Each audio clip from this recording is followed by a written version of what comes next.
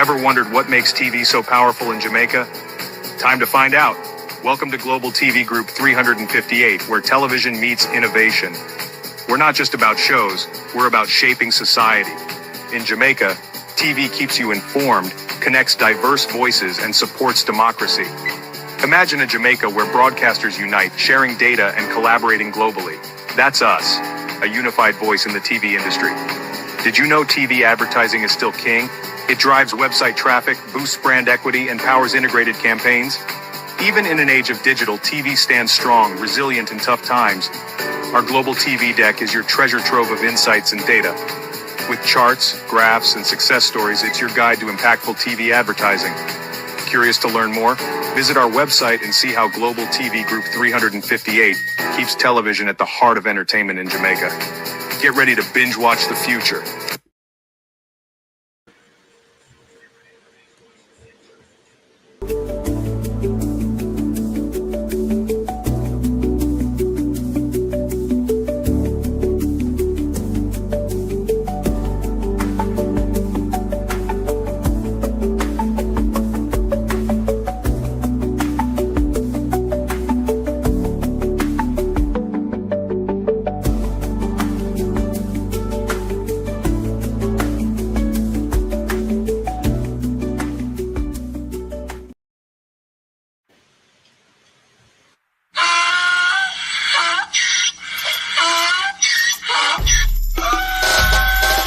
Can't put me again.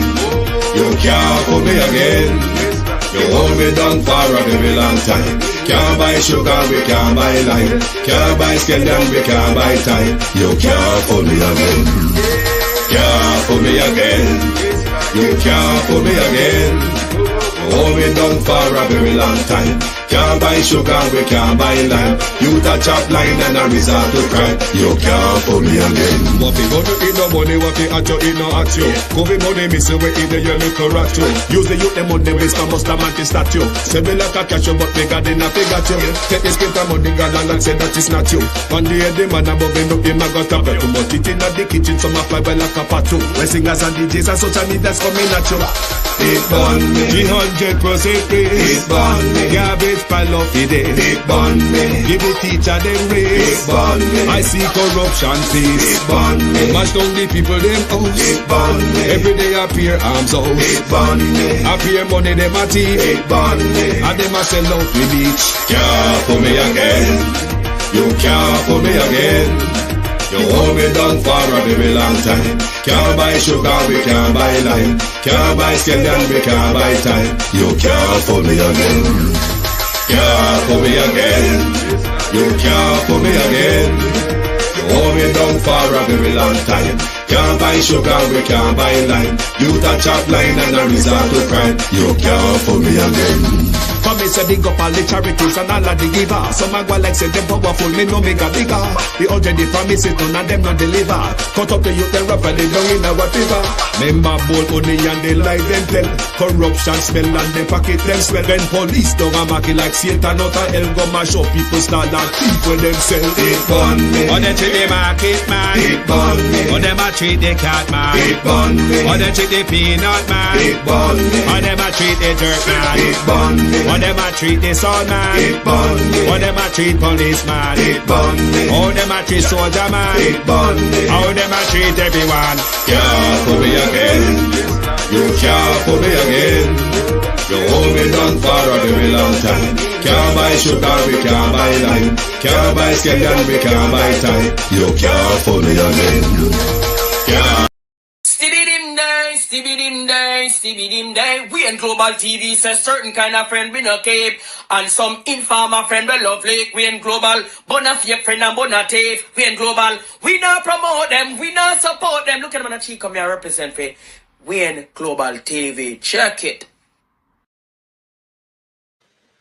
In this morning's Gleaner, it's political football.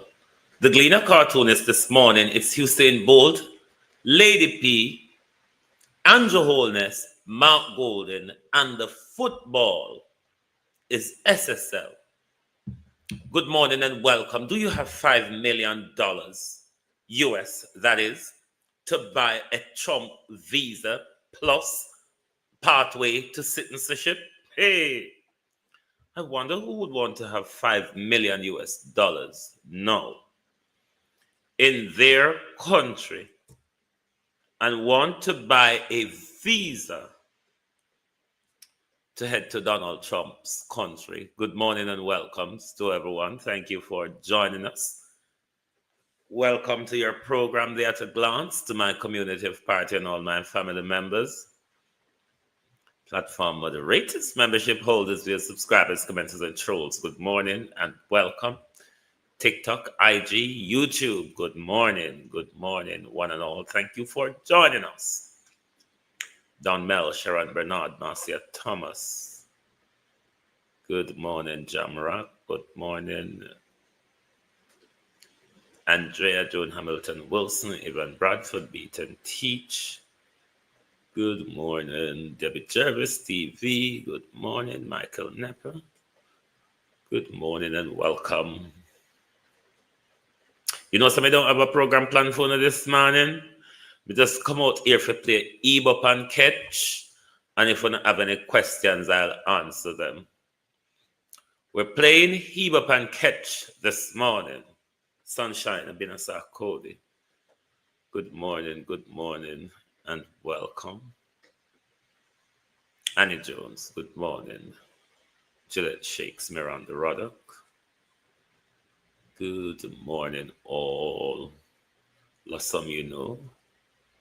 Margaret Wilson. Monica Wells. Audrey Henry. Good morning, Violet Watson, good morning. Alicia Wagon, Earl Rankin, Simone Beckford, and on the IG, Jackie, Marsha, Sugar, good morning. And TikTok, Dave, Joy, Sandra, good morning and welcome. Top up the screen for us, please. Like and share the live, whichever platform you are watching from. Yesterday was very mild and sunny in the United Kingdom, particularly in London. Today, you saw Mr. Clark yesterday. Where did you see Heroy? Today is rainy. Lyndon, walk on. Today it is rainy, it is cold, and it's mushy outside today. But it can turn sunny within a matter of minutes. So let's see how London works out today, bros. Morning. Today's normally press briefing day in Jamaica. Do you have access to Mark Golden? No, I don't, Lyndon. No, I don't. Today is the weekly government press briefing today. Cabinet would have been meeting this morning, and they will be having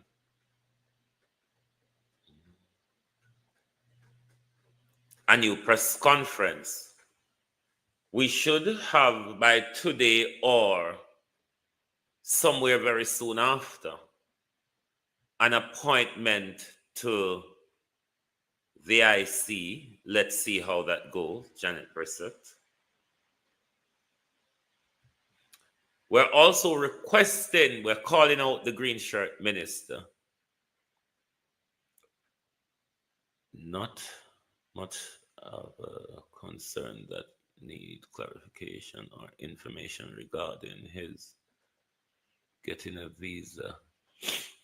I may be able to help you answer that question, Linda. Not much have a concern that needs clarification or information regarding his getting a visa.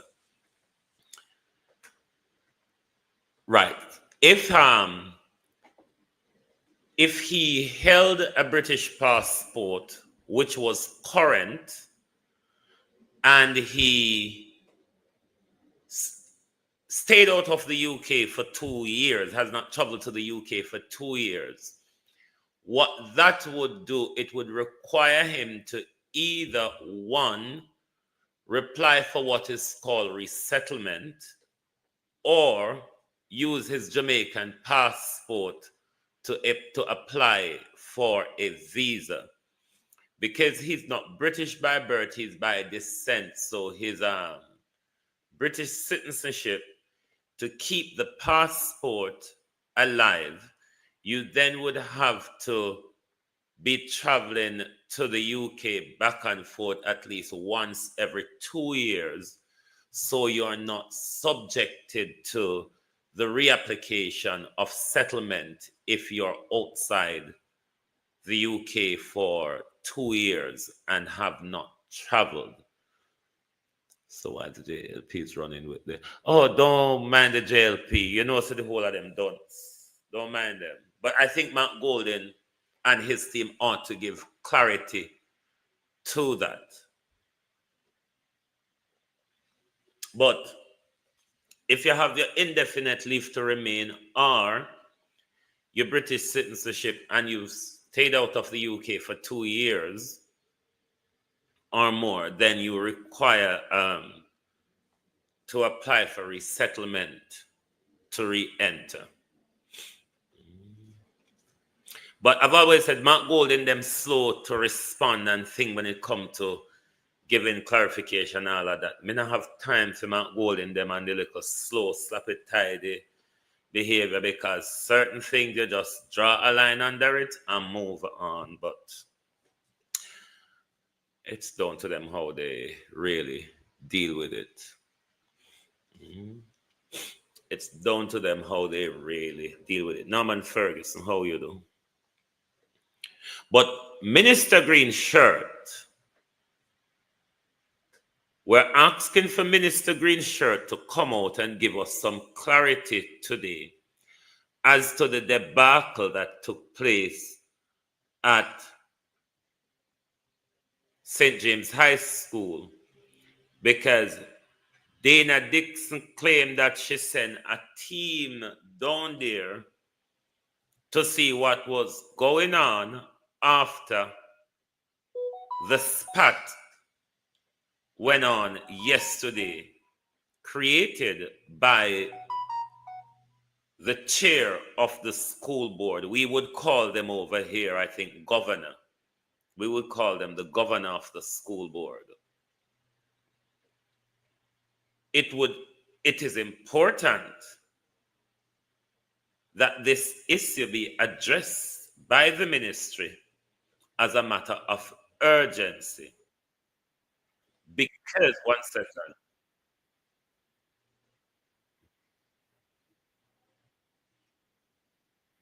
Minute 2 and play nationwide pioneer. But nationwide, the humble one, Wayne Evans, is playing the game of let us provide the mouthpiece to Choppajohn to say what he wants to say. Let's not ask him any question, because the problem, you see, it's not really Choppajohn, as Nationwide would want to have you believe. It's an evil squad, as Nationwide would have it, who are the evil squad. These are the things that Cliff Hughes need to do as journalism, is do fair reporting. You don't take Choppajohn's story and just run it. And there's the other side of the story where Cliff is not talking about, or Cliff is not giving ear to, where Choppajohn was not invited to the meeting.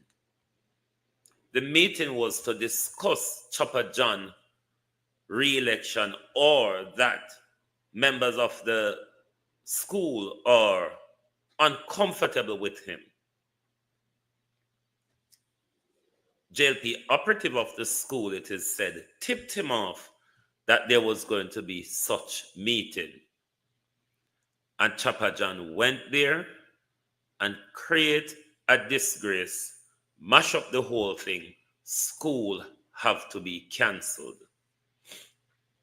Now, we saw a huge roundtable talk weeks ago when Spice was meant to go into school to do a school tour to speak to our young people. And the Shuttleworth pastor came out and create a whole attention-seeking practice over it. I wonder this morning where pastor, like, what you call him? The Shuttleworths. The shuttle pastor. I wonder if the shuttle pastor have a view on political activism. Debbie and Buchanan, Duncan rather. I wonder if the shuttle pastor has a view on what we saw on video by a school governor aligned to the Jamaica Labour Party, and is trying to turn the school into his political football and background and whatever him want to use it as his political tribary. Because he said, my understanding is he's refusing to sign off on a lot of spending issues because I don't labor right advance those checks to him. He is saying that the reason why the school don't like him is because he will not bow to their pressure. It's because they are not giving him justification for the spending when they come to him. So he said he has a lot of checks that he has refused to sign off on. He told Nationwide this.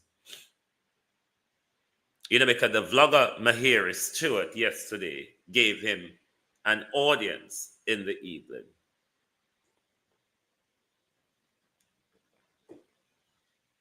The vlogger Mahiri Stewart, Mr. Lindo, how you do, cousin? Afternoon, wagwan. The vlogger Mahiri Stewart and Cliff Hughes, the vlogger, gave him an audience, but they asked him no question. All they did was allow Choppajohn to stuck his oar into members of the school. Now, Choppajohn can barely waddle his way through the English language. Choppajohn regularly shows that he's a person who's got an anger management problem, like the Prime Minister. Choppajohn, it is said, was enforced upon the school board by Heri Clark, the MP who has the power to appoint those administrative positions. Why then, Chelsea, how are you? Janet Brissett.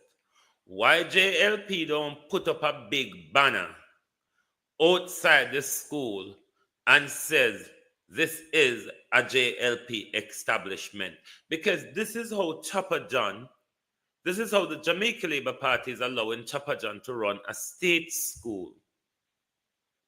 What he wants, remember, he had problem with some teachers last year because the teachers were People's National Party affiliated.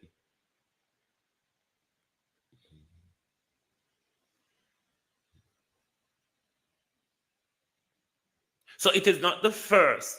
He has a long-running issue also with the principal, KJ. Morning. Me no know KJ. This is the dirty politics in our country. That Choppajohn in the 2016, 2015 campaign and all that, Choppajohn threw his weight behind the Andrew Holness regime, and Andrew did plan to give him a seat. So Choppajohn pack up everything before Donald Trump say move and him come home. Since him come home, me don't know what Choppajohn now do good, why him never get the seat. So what they did, they gave Choppajohn a project at Cornwall Regional Hospital, as well as they gave him membership of a school board. Similar to the fracas one here going with the Lawrence Road issue, what Lawrence Road was promised to. Choppajohn had that deal with the Jamaica Labour Party as well, because when he pack up and come home, Andrew never give him the seat that Andrew promised him.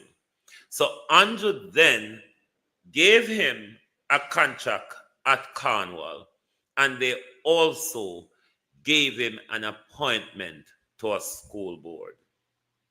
So them have to make him feel important and wear hard cap, water boot, and walk with a hardcover book and a pen in him hand.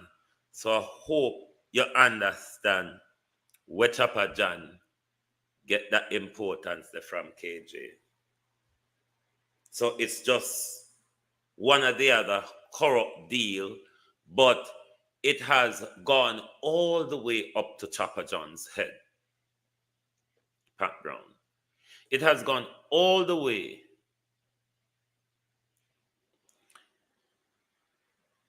Hira Clark praised him in Parliament because Hira Clark is Choppajohn's girlfriend. When Choppajohn come home from America and girlfriend Choppajohn, he went to live with. Hira Clark is the one who appoint Choppajohn to the school board as the MP for that constituency.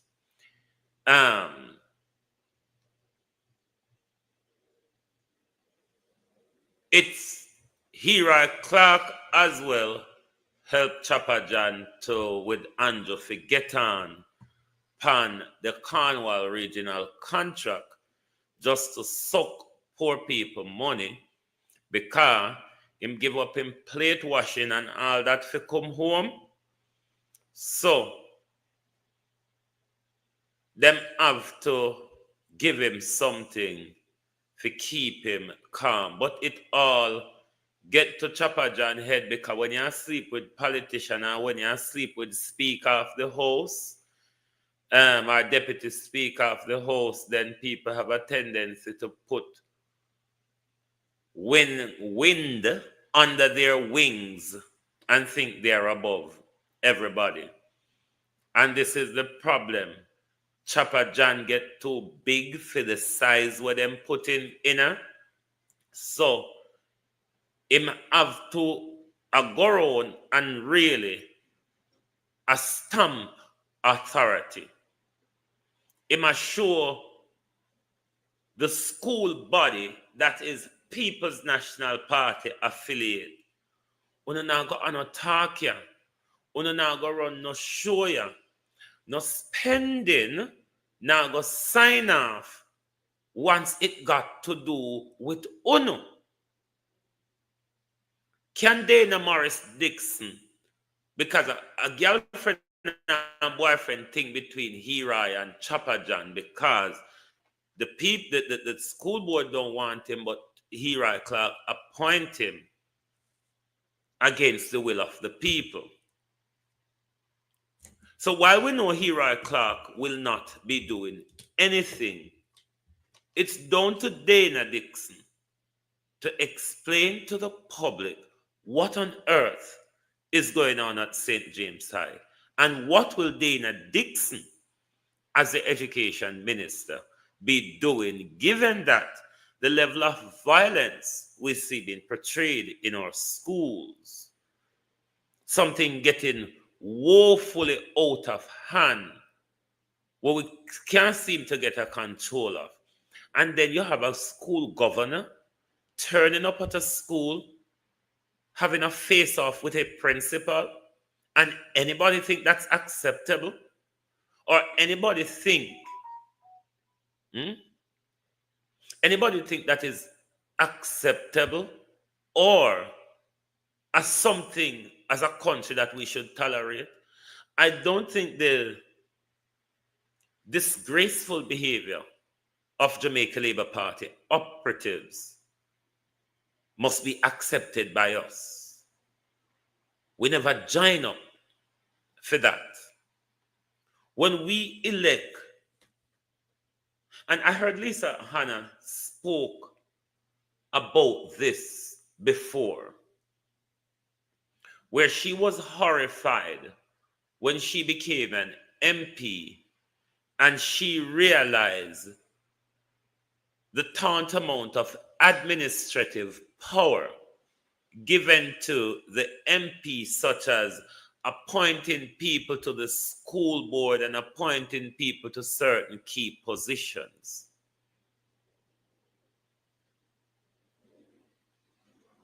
And that may tell me moderator them sunshine so they can pin things. Of course. Can't know say me done. We shouldn't have to tolerate this, my people. We shouldn't have to tolerate this. And these are things that the government must move robustly on. The church, the shuttled pastor, is silent.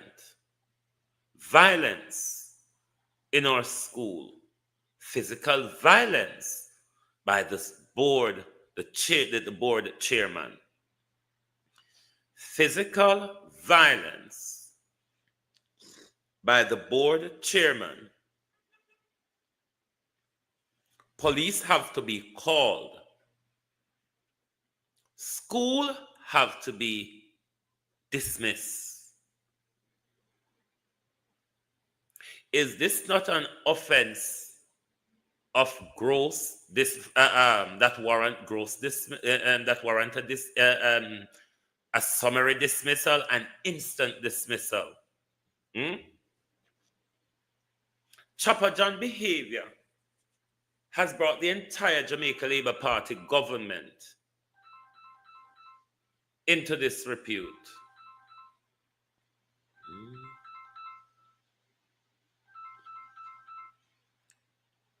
His behavior has brought the entire Jamaica Labour Party government into disrepute. It has also shown that the violence, one second, my peeps.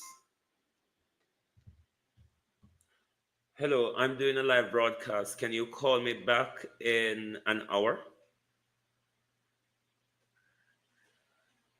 Yes, but I'm doing a live broadcast. You will have to call me back in an hour.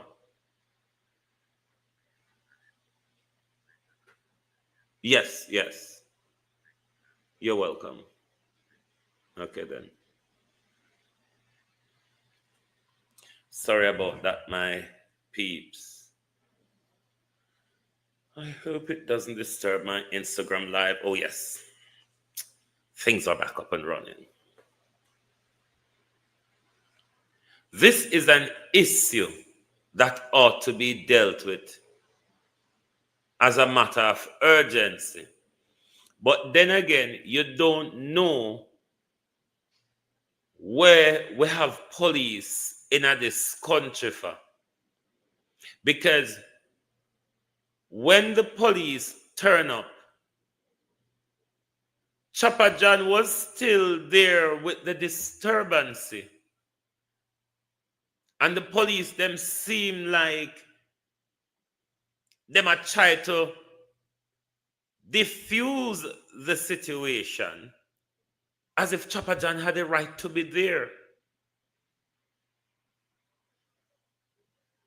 The chair of a school board is one who turn up there when there's a meeting or function requiring them to turn up there.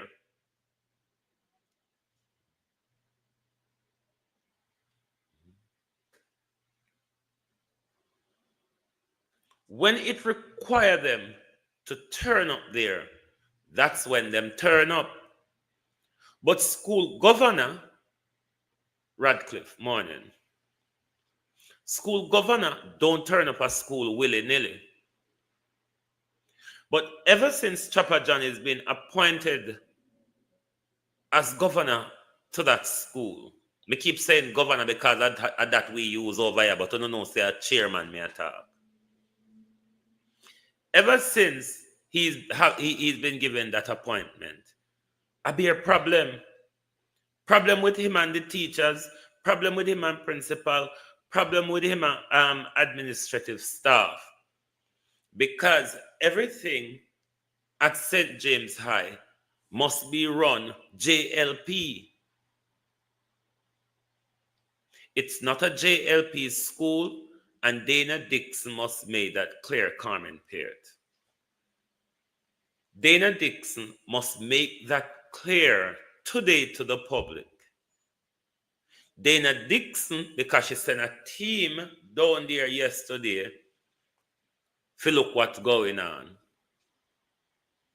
Disgraceful that a member of the Jamaica Labour Party, a school governor, could shut down the school because of his soft potty feelings. Andrew Holness and Choppajohn, remember the two of them promised with violence for the election. Wanna remember, I'm let me see if we find the video. Dan Campbell, what go on, my friend? Remember Choppajohn? Oh, there's a new practice going on here. No, sir. No, something they have one new feature. Let me just realize you can upload a picture. Hold on, I'm looking for a video though. I want to go back to when Choppajohn was sending out the threat. I believe it may still be here. You know, in the Dalrymple by election, he sent threats to the people of that constituency. So them to watch them mouth, something to that effect. And anything Andrew Holness said, I saw it go. May I look to see if me still have that video in my library. Hira Clark himself told us that this election won't be peaceful. Everard Warmington said, go out there and show your colors.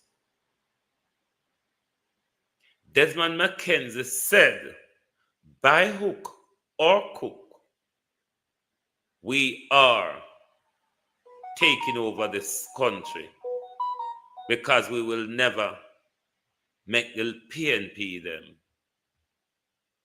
rule back this country again. So everything we see then suggests is about violence. We see wanton brutality. We can't even find the video. We see wanton brutality from the police. Police nah bad man. No kill one people no more. Police nor bad man. No kill one people no more. If they ain't cutting us down in a group, them can't bother with we. If they're not cutting us down. Multiple of us. Them not bother with it anymore. And then you have the governor of a school turn up and want to throw his weight around because him think people not giving him the respect he thinks he deserves. This is disgraceful, and this is threatening. If it was a child, if it was one of the student carried out that behavior yesterday or the day before on campus that shut down the school, don't you think the school would have taken immediate action against that student by suspending them or something of the sort to make them know so what they did was wrong and is unacceptable?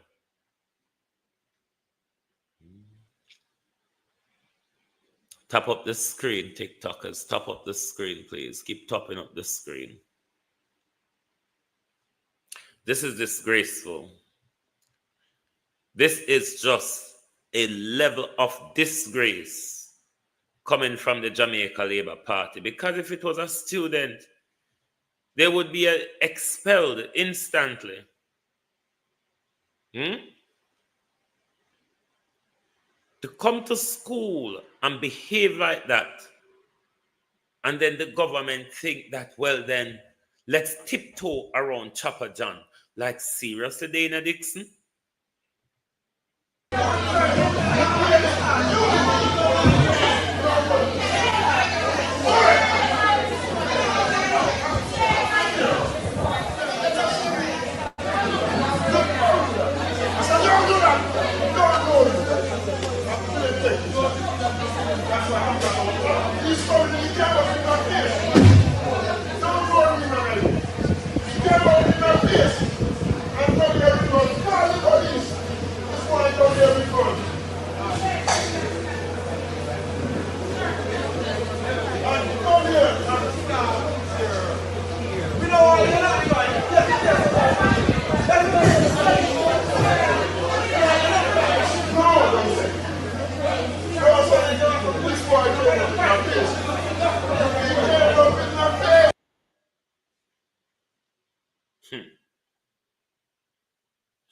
The school belongs to Choppajohn. Beat and teach, Wagwan. If that behavior was by a student, action would have been taken immediately.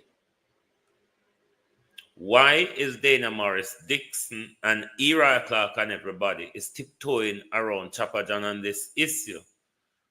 Raymond G, Wagwan, bro.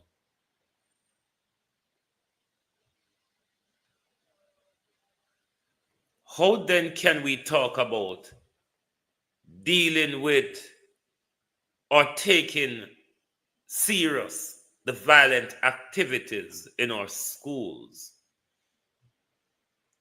when the school governor can turn up at school, attack the principal, and shut down school for the entire day? So may I go see if Greenshot Minister now have a press conference on this.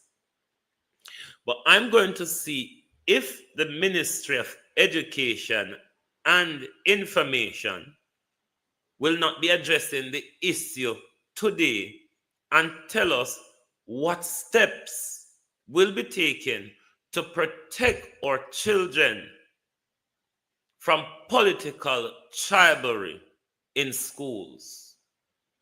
Because this is what Choppajohn has brought into the school, political tribalism. I won't sign off on any check if it's advanced by members of the People's National Party. I don't want certain teachers here because they're members of or they're affiliated to the People's National Party. That's not what our schooling system is about. So rather than have Choppajohn in our school, replace Choppajohn with civic. Civics is what we need in our school. There's no need for Choppajohn there because Choppajohn can barely string the English language together to save him life.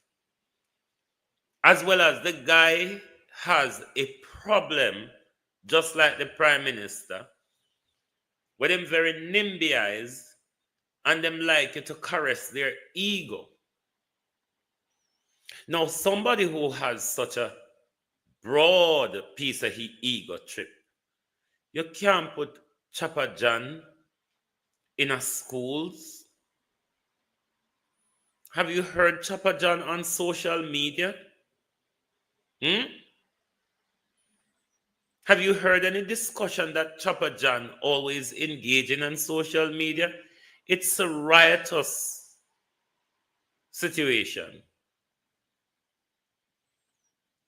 It is a riotous situation. Just listening to Choppajohn and his cronies, because they're not having a debate, they're slugging off the PNP because they think that sit down and cuss the other political party is really a debate. And this is why I couldn't join any of those political debates I see Labour or PNP have on TikTok, because sit down and cuss the party and not discussing the issues, or sit down every day and cuss particular politician and not focusing on the issues that we're having in our country. That's why certain conversation or certain thing me can't get in, because all me see when you listen to them over TikTok, whether be Labour or PNP, there's not much a sensible debate going on. Labour cost PNP and them 18 years. PNP cost Labour for Andrew-Holness, criminality and all. But nobody is talking about Jamaica as a country. And that's why we always left out a road there. So. Because everything in our country is about PNP and Labour, and Jamaica never get feature in the middle of it. But me say the PSOJ, one must be careful of the PSOJ, especially under the leadership of the Siaga regime. Especially under the leadership of the Siaga regime. Remember Jamaica's first major financial collapse, the financial institution collapse was after Siaga deregulation in the 80s. Cousin Marina, Wagwan. Siaga deregulation of the financial system allow the Paul Cheng Young group and him, Siaga himself and others, to make a milking out of Jamaica crashed economy. Them change from Paul Cheng Young, Eagle Group, till they march them way all the way up to SSL. And under the Andrew-Holness regime, JLP again, they were given the green light to operate as a rogue.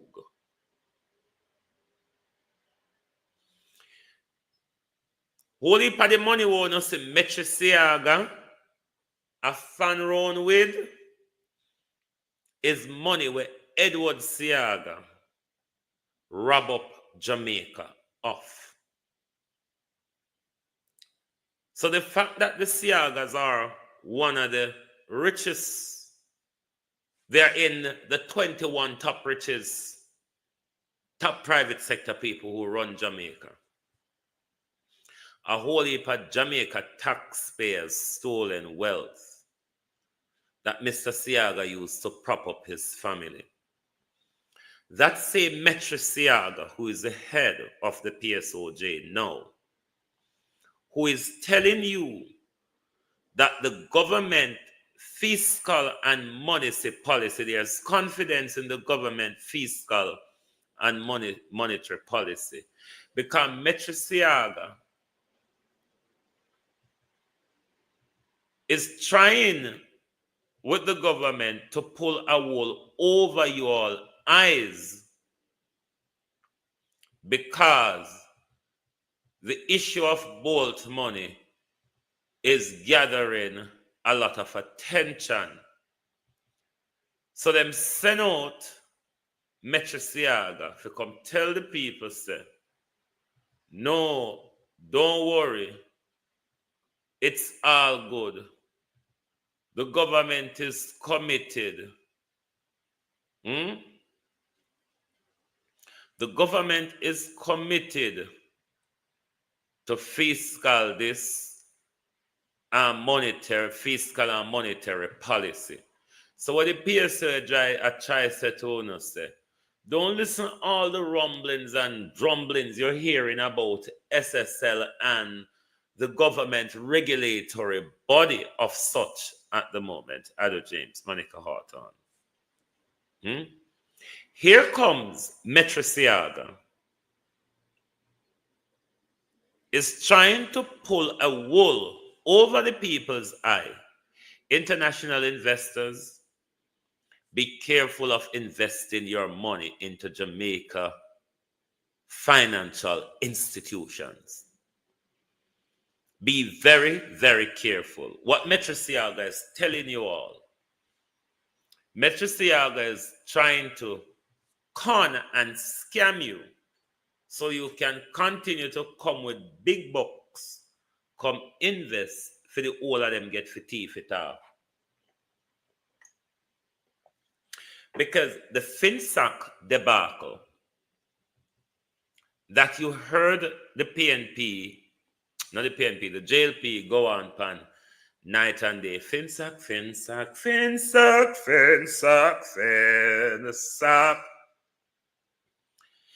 FinSac was FinSac was a consequence of Mr. Siaga's deregulation of the finance and monetary policies.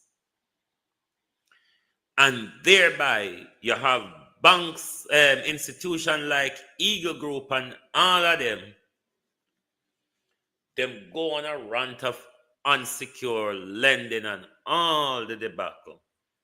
When things crash and the PNP have to put FinSac in as policy measures in order to buttress the Jamaican economy, the same Mr. Siaga, Audley Shaw, the same Crossgriz, who was under the Paul Cheng Young group at the time, who now became SSL, who fleeced Mr. Bolt and the Jamaican people.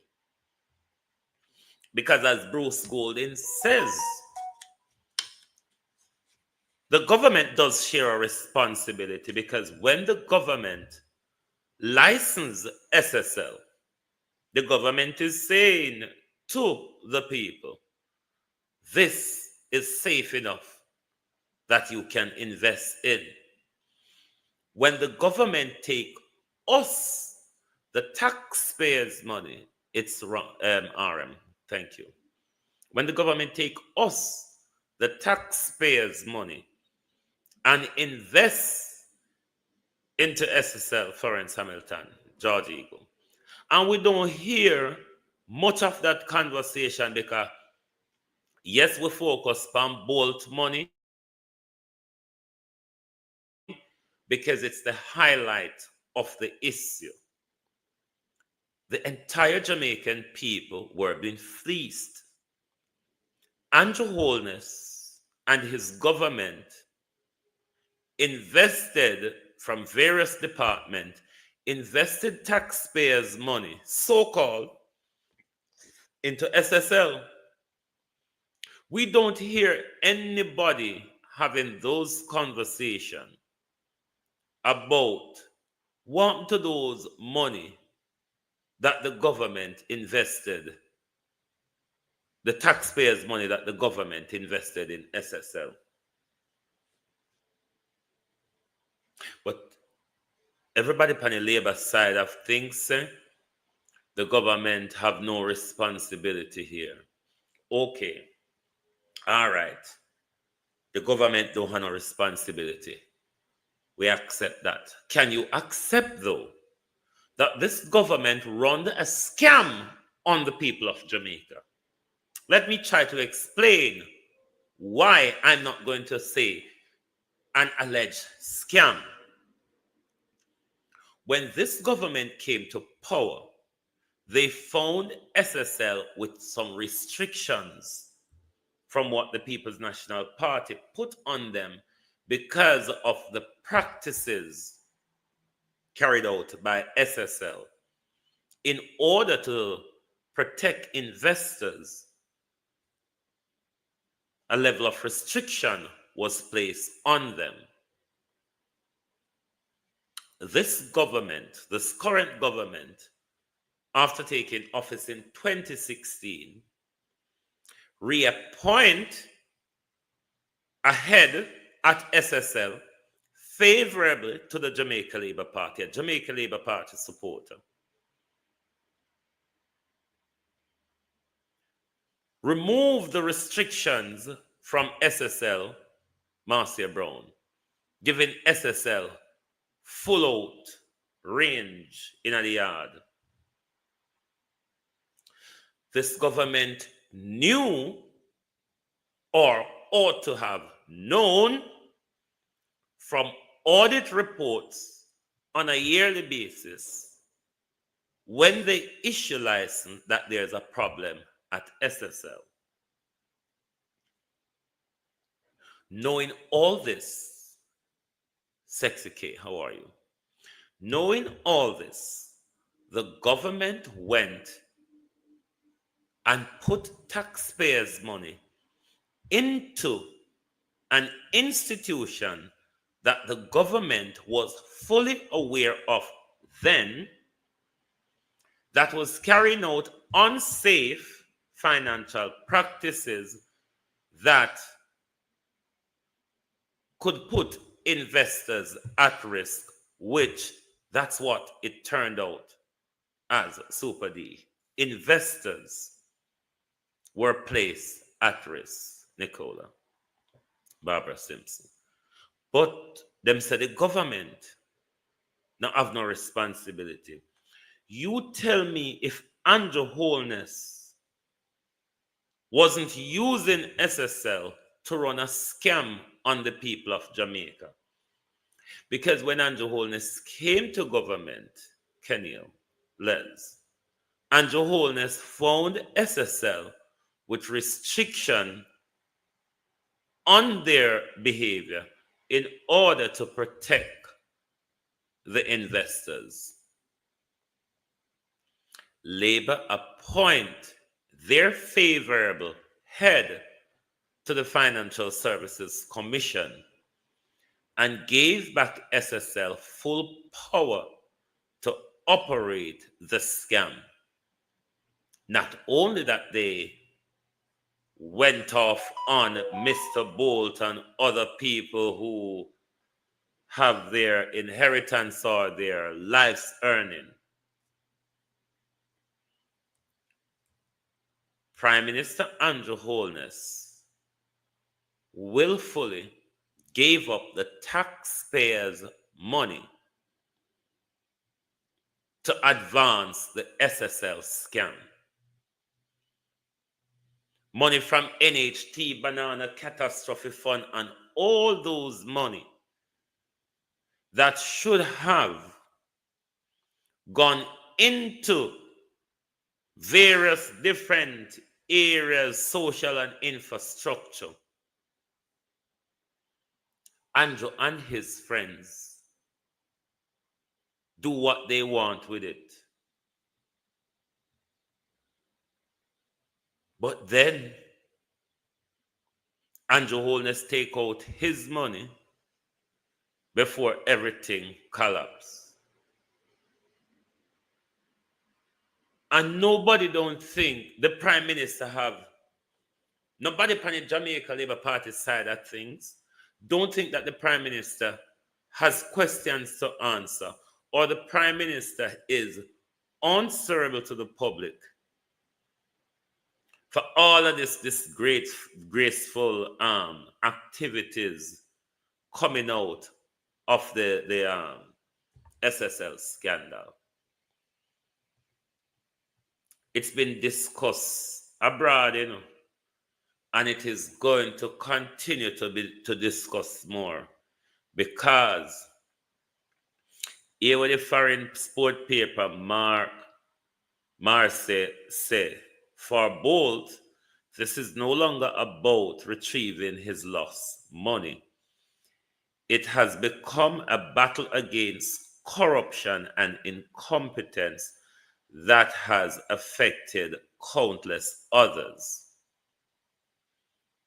As one of Jamaica's most beloved figures, his struggles shine a spotlight on the deeper issue within the country's financial regulatory system.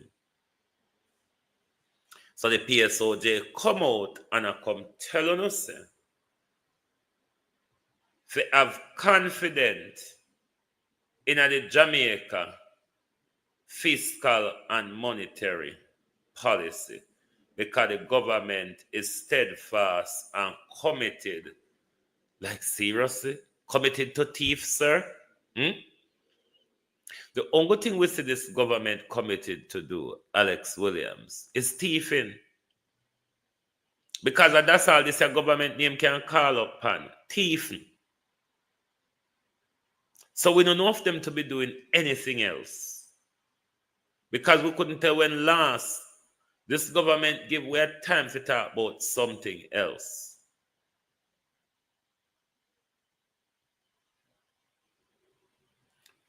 The bigger picture in the SSL scandal, why the government refused to release the Kroll report?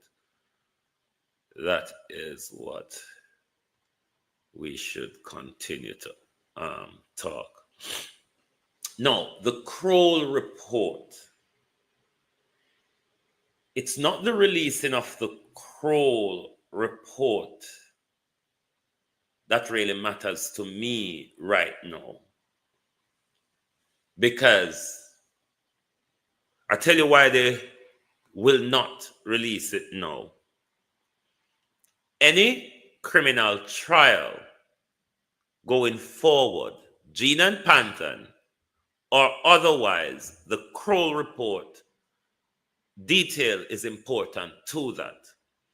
You cannot publish that prior to the trial. What we should be calling for is for the people who are referred to for charges, those people must be charged. The people that were called are black charges against. If the Kroll report is released now, it will be a field day for defense lawyers.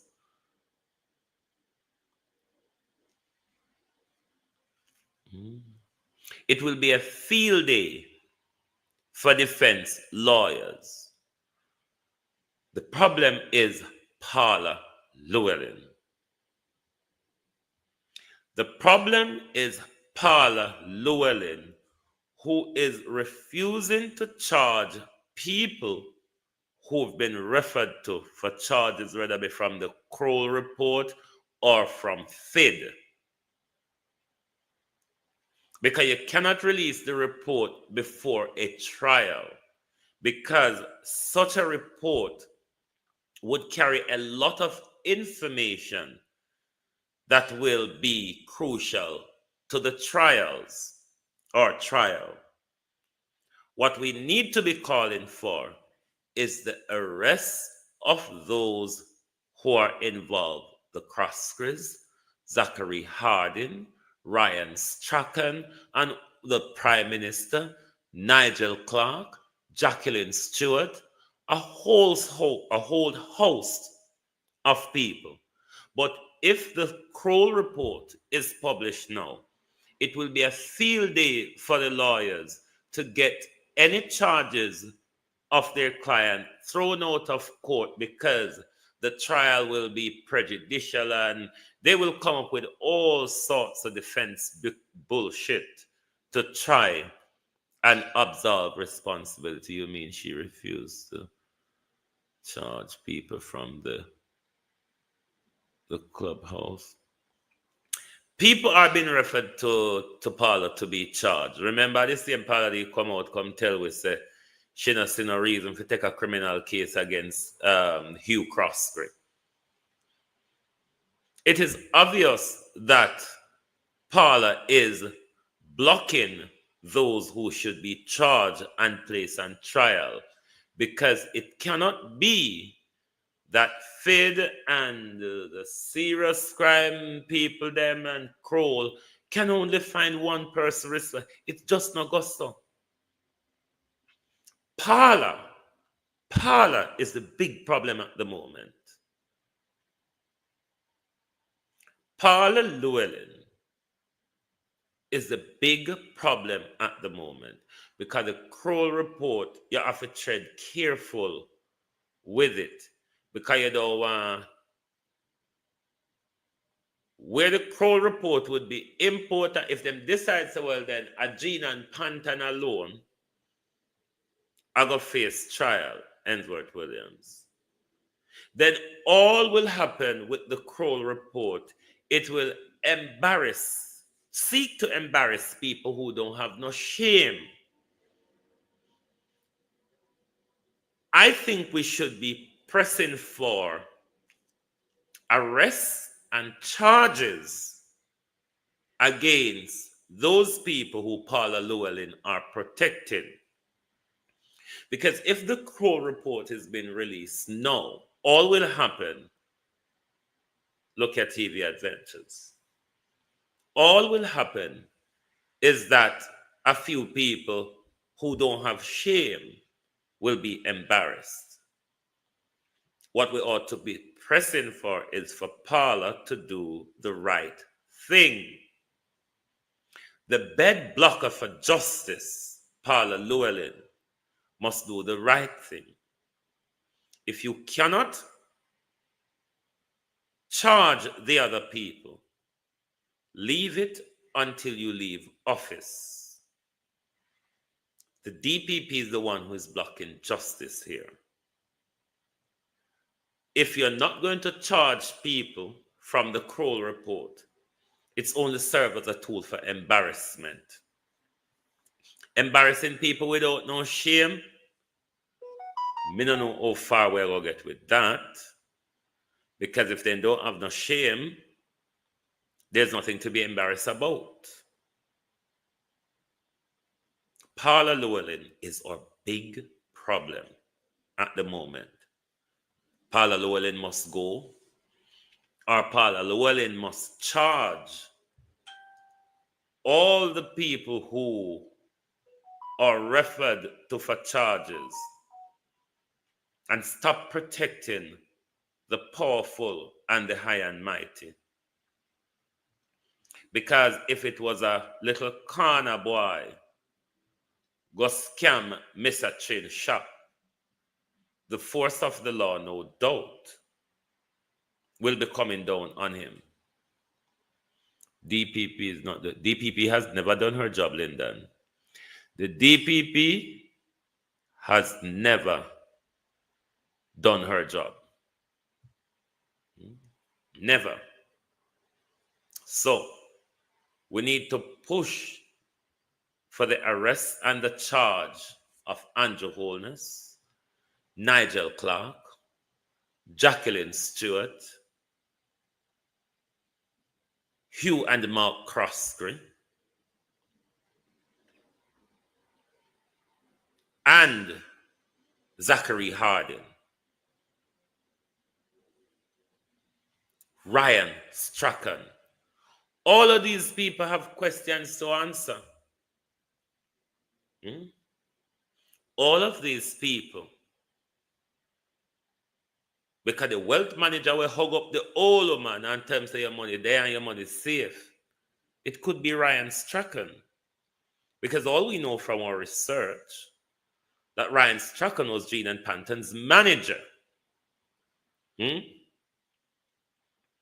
Ryan Strachan would have been the possible manager for Gene and Panton. But everybody just walk away into the sunshine, and one woman is languishing in prison. When a murderer, Mr. Patterson Sr., that's the father of Rashawn Patterson. So shall a man live, Mr. Patterson. So shall a man die. So shall a man live, so shall he die. Of course, he will cry. Sekiana's mother is still crying too. Maybe Sekiana's mother would want to hear why he murdered her. So, tough, Mr. Patterson. Tough. The principal said, how is yes, man, and there is politics. Wonder which side is the chairman.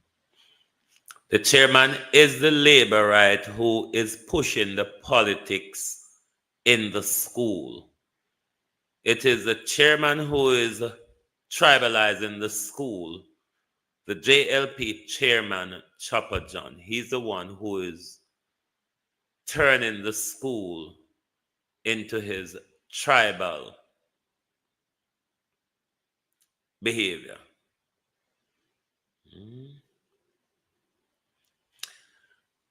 Me say I want to cuss Dr. Campbell, you see. I really want to cuss Dr. Campbell because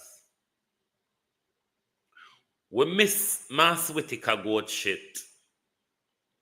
Your mother ever said to you, boy, I make your mouth fly like a Whitaker goat shit, so. Dr. Campbell, I want to grab you and I want to drape you up and ask you, say, I know he was a JLP. I was so sure. Okay. Dr. Campbell, I want to hold you and I want to drape you and I want to beat you with a piece of paper. You see the same paper we want to send the letter to Vegas with we shut Vegas mouth, Dr. Campbell? Pat Overcomer, morning. I want to hold you and beat you with that paper, Dr. Campbell, because in this political area, you mean you no silence Vegas, so? You no could even make him swallow pickle? Dr. Campbell, I want to hold you and beat you with the paper. We want to serve Vegas and shut your mouth with. But in the next, if judgment may happen today, you know, come here, when you see from last night, may stay calm with the Choppajohn girl again. Because I'm waiting on the Minister of Education, Dana Morris Dixon. Because she dispatched a team down there yesterday or Tuesday or whenever. Figure sort the Malak is out. Nationwide gave him an audience to just a platter, a go on so. Nationwide, no ask Choppajohn no question. Nationwide, just give Choppajohn space for just a platter. I go on so. That's the backroad journalism. We're going over the vlogger and Nationwide. But the Ministry of Education, because there is that relationship conflict of interest between Hero Clark and Choppajohn. So I don't expect Hero Clark. Yes, them have briefing today, normally on Wednesday. Them have briefing. So we are expecting Dana Morris Dixon to come out. And we expect Mahiri Stewart to come ask the question, because I know say, Mahiri Stewart normally asks the question them. But I'm waiting for Dana Morris Dixon. One, to see whether if she's going to address this issue at press briefing today. And if she don't address it, hell should break loose. And if she address it and sought to defend Choppajohn, like she went off on a defense of Darrell Vaz, when Darrell Vaz published Mark Golden thingy rather, it could go south today, you know, Miss Dixon. It really could go south. Whoa, yo. We need help, Jesus. Jamaica need help. Shift the parliament. All out. Whoa, yo. We need help, Jesus. Jamaica need help. Shift the parliament. Shift the election. Shift everything. Remove them out there. Take out the cockroach. Take out the thief. Take out the criminal them. Take out the thief them. Take out the murderer them. Take out the gang leader them. Out of parliament. Take them out. From Portland. Take them out. I hear Portland. Me I go to Portland. Why me I travel to Portland? Take out somebody. Oh, don't bother consume me. Please don't bother consume me. And any one of you have $5 million to go around and you wish to buy a US visa, I will be acting as an agent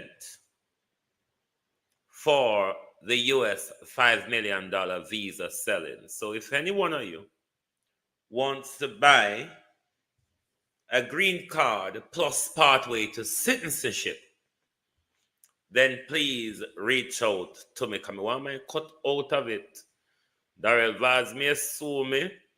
I'm going to need money for pay. So anybody want a visa figure foreign, legally? If you have 5 million plus my fee, then you can call me. But if you don't have Trump 5 million plus my fee, don't call me. It is as simple as that. But Russian Barnett has a 10-year worth of criminal history on it. How you do? 10 years worth of criminal history, as opposed to Gene and Panton, who have a lifetime of being a wealth advisor, albeit she was ordered to be a crook by the Crosskers. A man who is on a murder charge, awaiting trial, was too ill, even though when we say Gene and Panton is in a wheelchair. Mr. Patterson is still able to run around with guns and cars and all that. But Mr. Patterson is ill.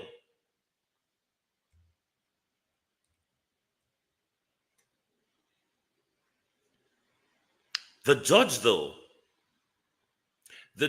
though, it have to be said, for a judge to grant Mr. Patterson bail for no good purposes, for no bloody good reason.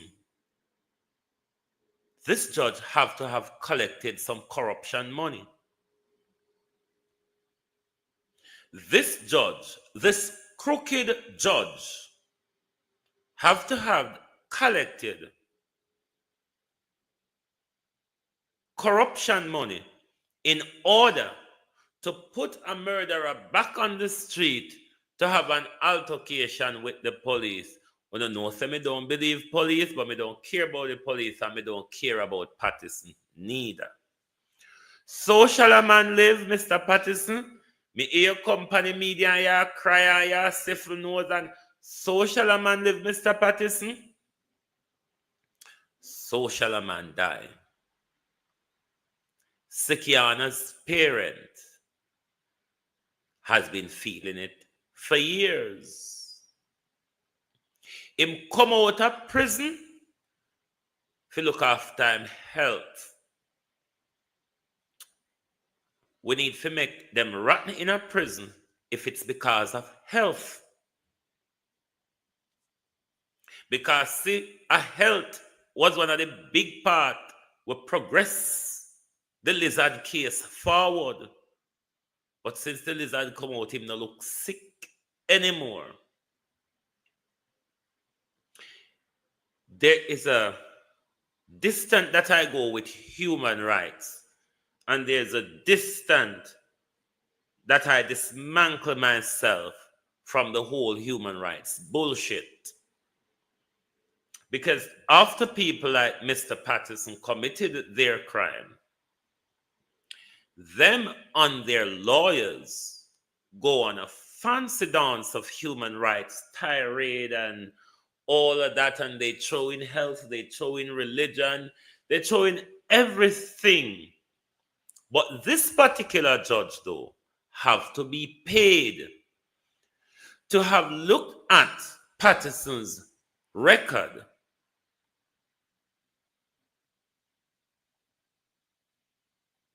and release him on bail. Is the judge a friend of Patterson as well, just like the police them, we will learn that are very close friend of Patterson, or is in the scammer and the gangster's pocket? You see why Andrew Holness and the JLP them commit crime against us without impunity, because them know say nothing now go happen. It is what empowered people like Choppajohn to go into a school and lock down a school because of his very NIMBYized feeling. I saw for morning.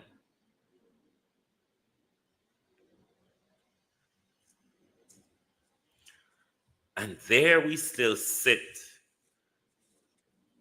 Colin Dormer, in the political tribary. Abian Blake, morning. There we still sit. You find me upon this one, Blake. Thank you, because you subscribe over the Global TV channel as well. Thank you. Welcome. Not now work at Jamaica. Sometimes me feel like, what are we trying to change things for? Because Desmond, morning, how are you? Every day we get up, a wasara a turn. Every day for us is wasara. When it comes to justice, when it comes to accountability, it's just not in our country. Junior, thanks for the like.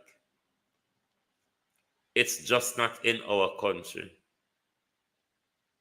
Our politicians and those affiliated to them can just continue to commit crime against Whistle and nobody don't held to account. Look at what they did to Mr. Bolt and the rest of investors and the whole of Jamaica taxpayer. And what they turn around and do is attack you when you even talk about where you lose. Not even that you don't have to do under this JLP regime.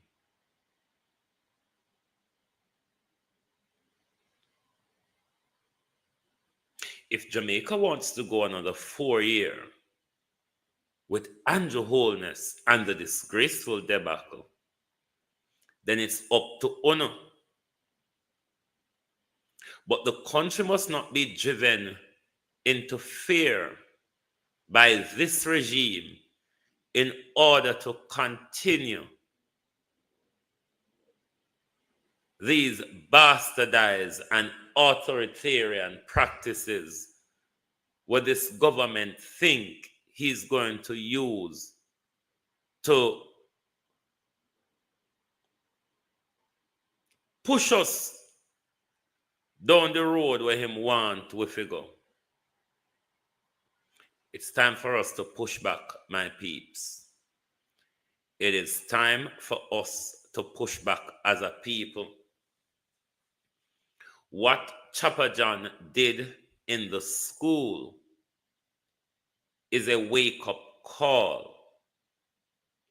They have been threatening those behavior to us, control us by violence. They have been threatening us to control us by violence. It is time for us to wake up and pay attention and start to push back on the control they are taking over us. We don't have to wait until we see the army vehicle them roll up on our street and decide say we can't come out of our yard. We need to pay attention before it gets out of hand. Pay attention before it gets out of hand. They're trying to take away our powers, our rights. They're trying to control us through fear.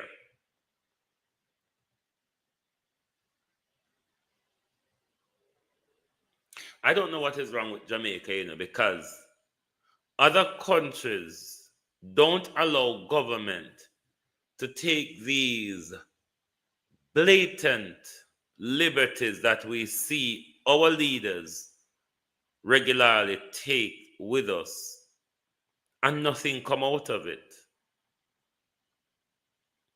because we protect them and we shield them. We protect and we shield them.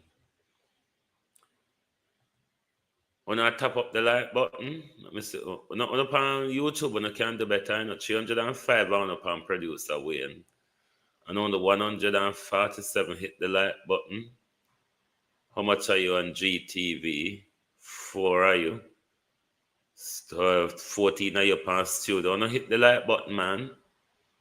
I couldn't go on so bad. And you can also support the program as well. You can donate to PayPal and Zelle. The link is in our bio.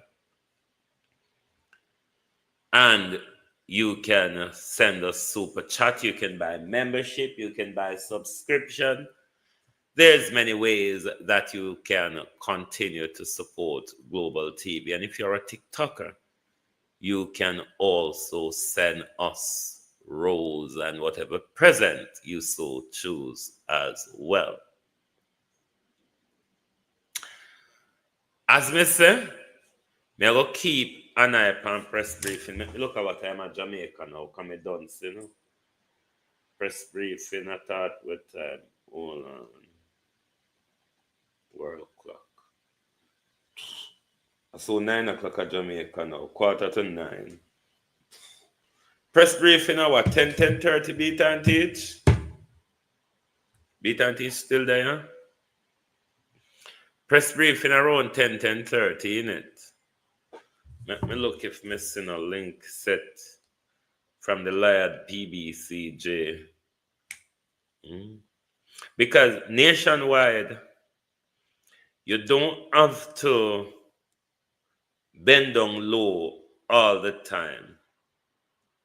We, the taxpayer, of Jamaica paid for 2 pieces of mouthpiece for the Prime Minister. 2 pieces of mouthpiece we pay for. We pay for the Jamaica Information Service. It is taxpayer funded. We also pay for PBCJ, taxpayer funded. We pay for 2 media arms where the government can use to run its propaganda. But tell you saying, drop the radio license, drop the radio license,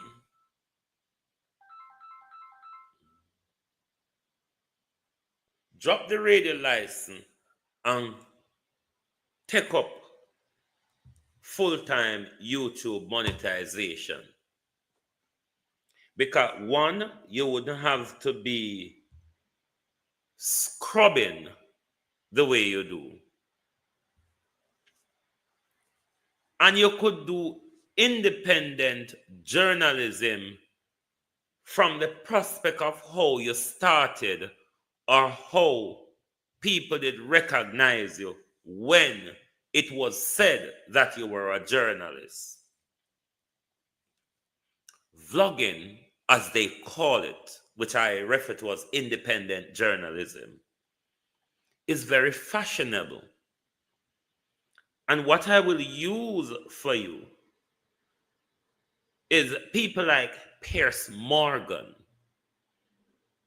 And if you want to look to India, you can look to Palki Sharma, who when she left the establishment media, she built a media presence on YouTube, taking in millions of views per month. Look at Dean Jackson Miller over YouTube, how well Dean Jackson Miller is doing, how free Dean Jackson Miller can speak when she's speaking for the purpose of her YouTube channel. You continue to do the nitpicking and the scrubbing, Cliff Hughes. In today's era where we're doing hand-middle journalism, I think you're taking the very, very cheapest approach available at the moment, Cliff Hughes. And it's by sucking up to government butt, licking government boot, picking government pocket, Cliff Hughes. There's a more open and independent way of journalism where you really don't have to do the kiss-ass or the master journalism. Everybody see you for what you is. A labor right vlogger. I have no problem with that.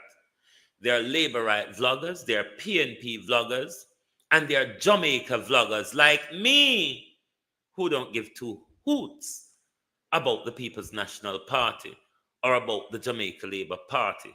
What I care about is that they stop telling us lies and fulfill the promises that they have been making to us for the last 80 years. 80 years of it. So, you can get out of the tax galangin. Just ask any YouTuber. You can't do it. You're up on YouTube already. Drop the radio license. And so come you end up with a whole heap of money. Because you want eggs up so you have radio. Who listen to your Cliff Hughes? Who is listening to you? For you get up a pay radio license in a modern day. Where you know it's a TV now sign off again. Radio license and black and white TV. Them something out of fashion. Get up to the time.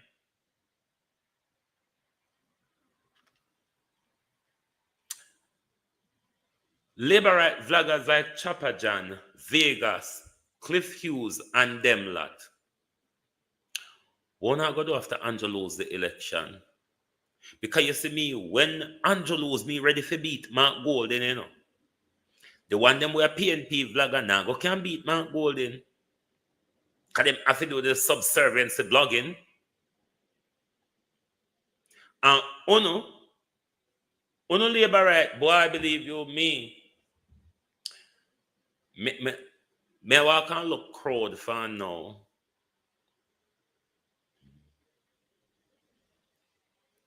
Where is upon X press cabinet start at 9. Hold on, they make me look what go on before me go. Because if them a start 9, something should have come up from PBCJ or JIS by now. Me not see no stream come up from them yet. But me I wait till 9 o'clock. Me I dilly-dally out here till 9 o'clock and see if the wicked are going to come on and is she going to address the issue. Because this is no joke around behavior, it's violence in our school. And anybody know Pastor Shuttleworth? Tell Pastor Shuttleworth, say, I am waiting. 6-point lead means nothing. I am waiting to see if she's going to deal with the issue. If they're going to take measures against such violence perpetrated in our school by Choppajohn over being the big I am. Save £70 on the Vax Over being the big I am. Hold on there. Hold on there, my peeps. Let me check my phone.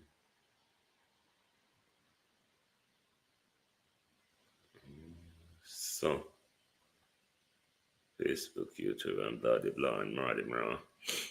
So then say them a come out 9 o'clock. Dana, Pernell. My house is in the market for sale. I can't live in Jamaica anymore. It's disgracefully running by JLP. Government shame. Oh dear. So Dana, Pernell, and what's your other coming out? Matthew Samuda coming out this morning. Let's see. Because it's important to see how the Minister of Education react to this issue. If they're coming out here, a link should pop up very soon. Because I want to hear Dana today. I want to hear the beast. As soon as anything pop up, we will bring them in studio because we want to know if Dana Dixon is going to deal with the violence we saw from Choppajohn. And if Dana Dixon is going to defend Choppajohn, or she's going to stand by the school administrators. So we are waiting. They should, if they are coming, be out here in the next few minutes. They should push themselves out in less than 10 minutes if they are really coming out here this morning. But we'll take a quick break and we'll come back on the other side while we're waiting for Miss Dixon Flixon.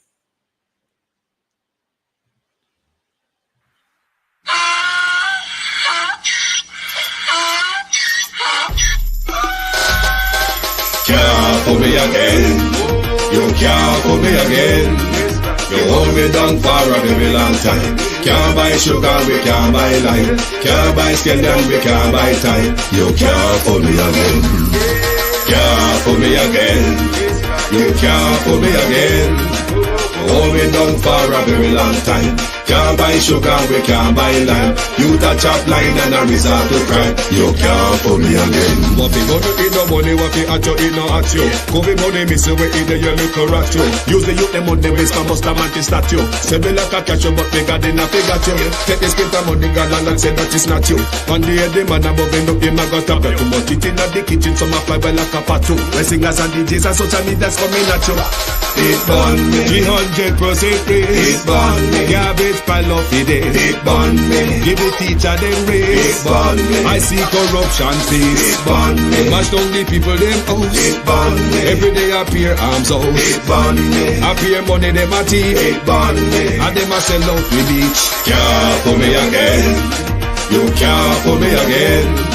You hold me down for a very long time. Can't buy sugar, we can't buy lime. Can't buy scallion, we can't buy time. You can't fool me again. Can't fool me again. You can't fool me again. You hold me down for a very long time. Can't buy sugar, we can't buy lime. You touch up line and a resort to crime. You can't fool me again. Come me say big up all the charities and all of the givers. Some a go like say them powerful, me no make a bigger. The 100 the promises, none of them not deliver. Cut up the youth, they rough and they down in our river. Member bowl money and they lie them tell. Corruption smell and they pocket them swell. When police don't a market like Satan out of hell, go mash up people start and thief when them sell. It burn me. Or they treat the market man. It burn me. Or them a treat the cat man. It burn me. Or they treat the peanut man. It burn me. Or them a treat the dirt man. It burn me. Or them a treat the soul man. It burn me. Or them a treat policeman. It burn me. How them a treat soldier man. It burn me. How them a treat everyone. Can't fool me again. You can't fool me again. You hold me down for a very long time. Can't buy sugar, we can't buy lime. Can't buy scallion, we can't buy time. You can't fool me again. Can't fool me again. You can't. Thank you very much. Thank you very much for holding on. We are waiting to see if press conference will start in the next 5 minutes. If they are on time, they would be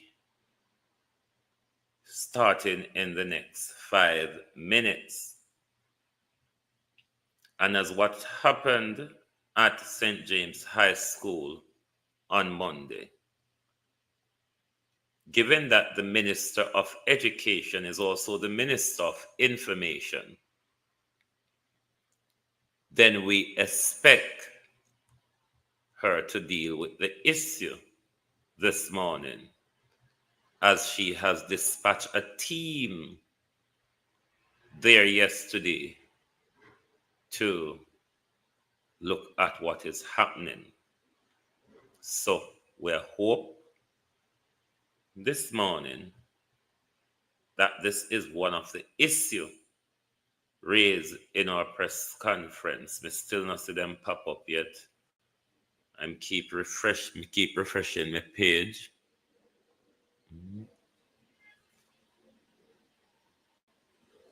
Let me do a direct PBCJ search. Because PBCJ normally pops up in front of me whenever they're live.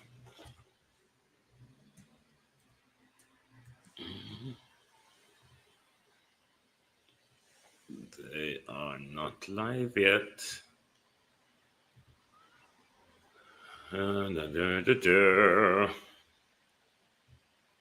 They're not live as yet, and let's see if they put out. No, they're not live as yet. Hopefully, a stream should pop up soon. Let me check out JIS and see what is going on over there. To make information service. Right, JIS is live.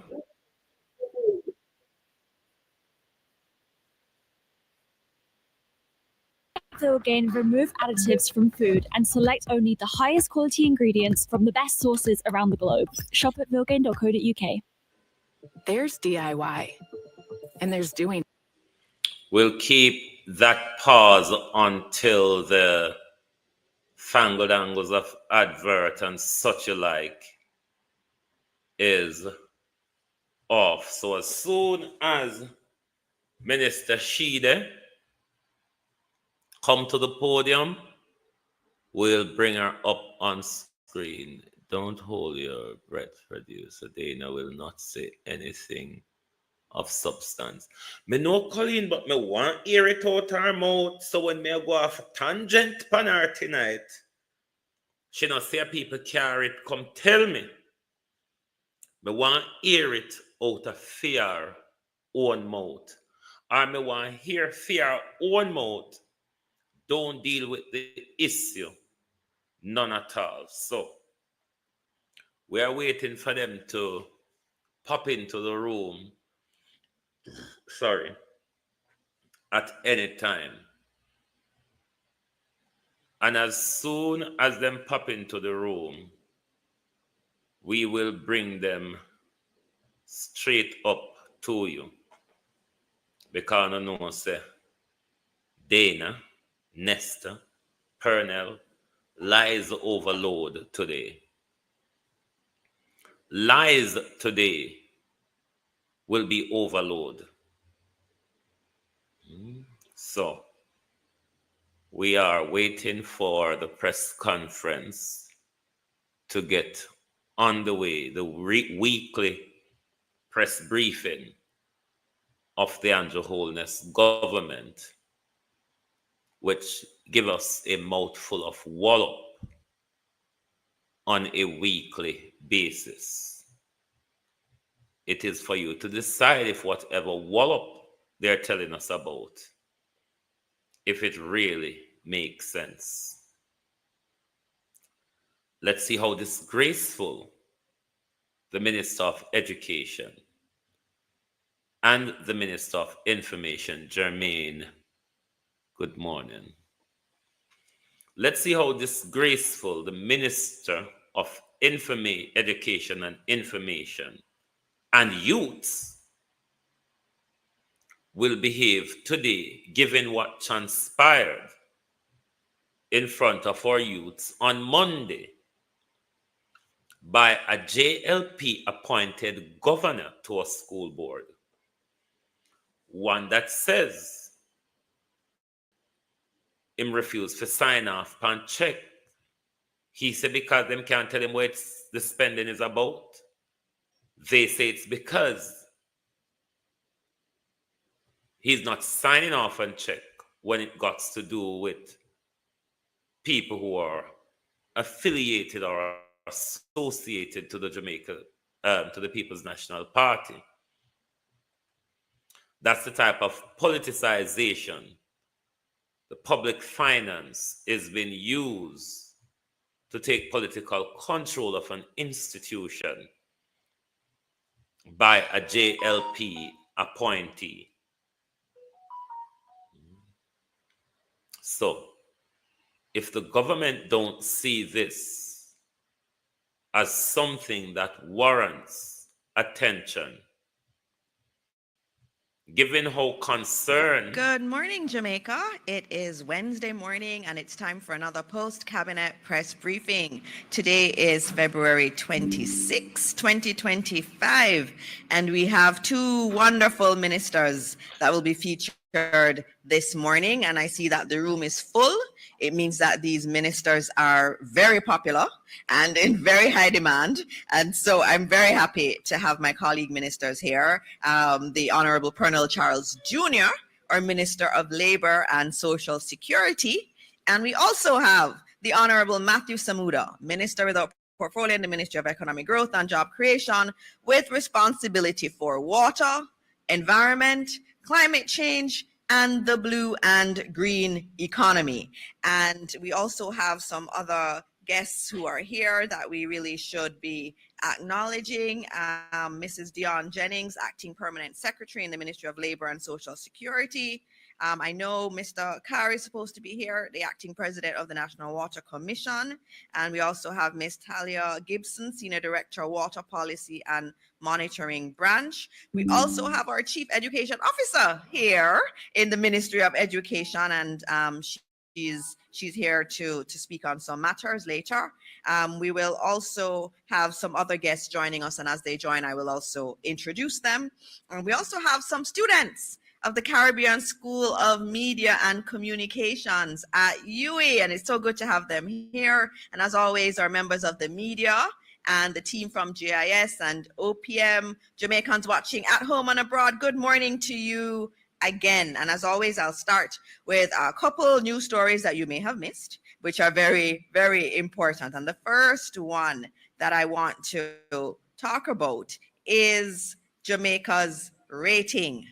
Fitch affirms Jamaica's rating at BB minus, which is a outlook that is positive. Bullshit this is a big deal for Jamaica. And Prime Minister Dr. the Most Honorable Andrew Holness has welcomed the latest Fitch ratings, which has affirmed Jamaica's long-term foreign currency issuer default rating at BB. Across the UK, millions of people have ideas every day that could change the world.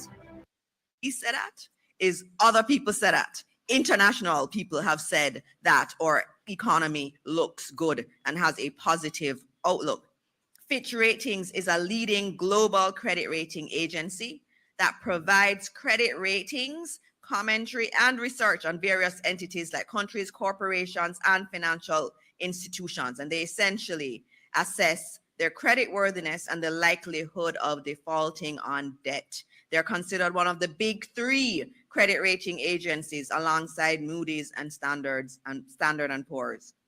This decision reflects Jamaica's robust governance, significant progress in debt reduction, and a favorable economic growth trajectory.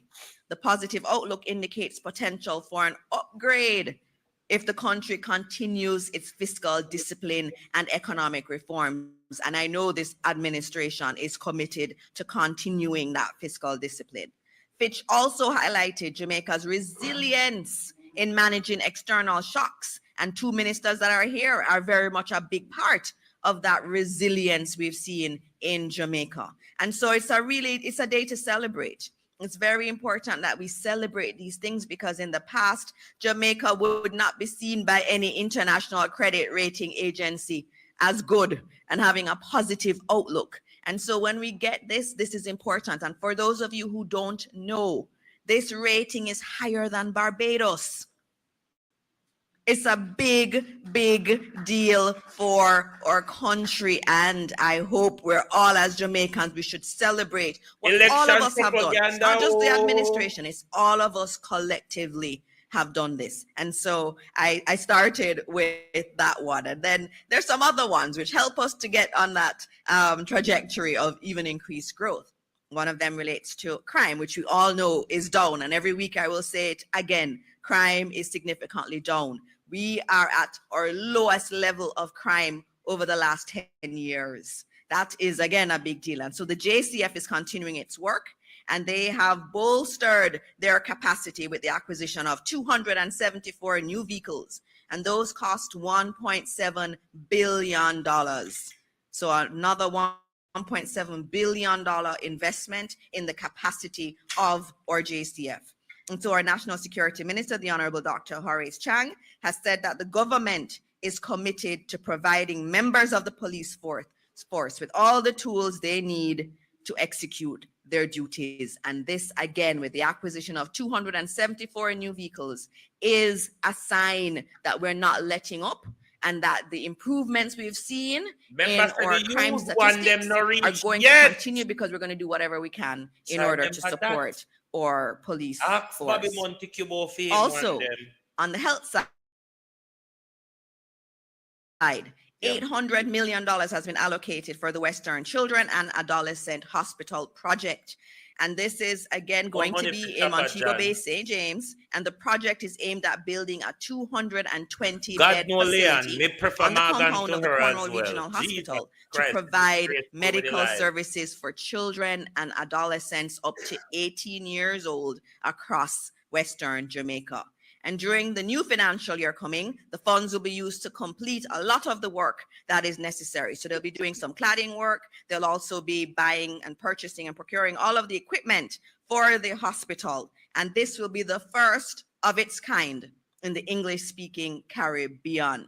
And a lot of work has already gone into it. The project started in 2017, and it is now moving into its third phase of towards completion. And so again, we have to remind you that this was funded by our government, your government, and also the People's Republic of China. And so we look forward to that project coming to light. And there are many more. I always have a long list, but in the interest of time, I'm going to move on, and I'm going to invite our first minister to come to the podium, and he is the Honorable Pernell Charles Jr., our Minister of Labor and Social Security. Please welcome him. Another level of lies coming up now. Thank you so much, Minister. Good morning to you. Morning, Minister Samuda, permanent secretaries, CTDs, friends all, members of the media. A lot to discuss this morning. I will attempt to be concise so that we can get some questions in, particularly because, as you know, Minister, as we speak, we are setting up to start another in the series of regional labor talks, our road shows and job fairs, which we started in Montego Bay, went on to St. Anne, and today we are in Manchester. So we are supposed to be starting at 9:30, and the minister is supposed to speak at 10. I'll leave it there. Again, good morning to all.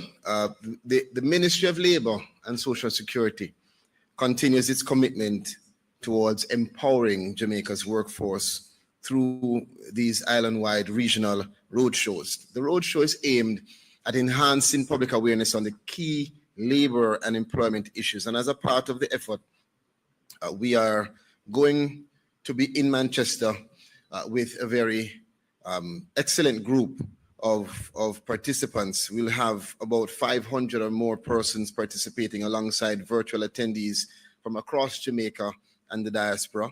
The theme is transforming Jamaica's workforce for greater resilience and sustainable development. And of course, it aligns with our record low unemployment rate of 3.5%.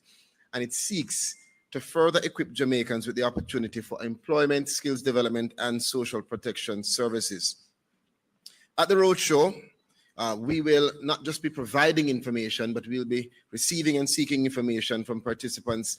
That information will form a part of our brief for the Second World Summit on Social Development in Qatar later on this year, where global leaders discuss strategies for poverty eradication, full and productive employment, and decent work for all, and social integration. It is very important because in Jamaica, what we do is we listen to all stakeholders, employers, job seekers, other ministries and agencies, and we utilize that to form the comprehensive communication that we have at these international seminars.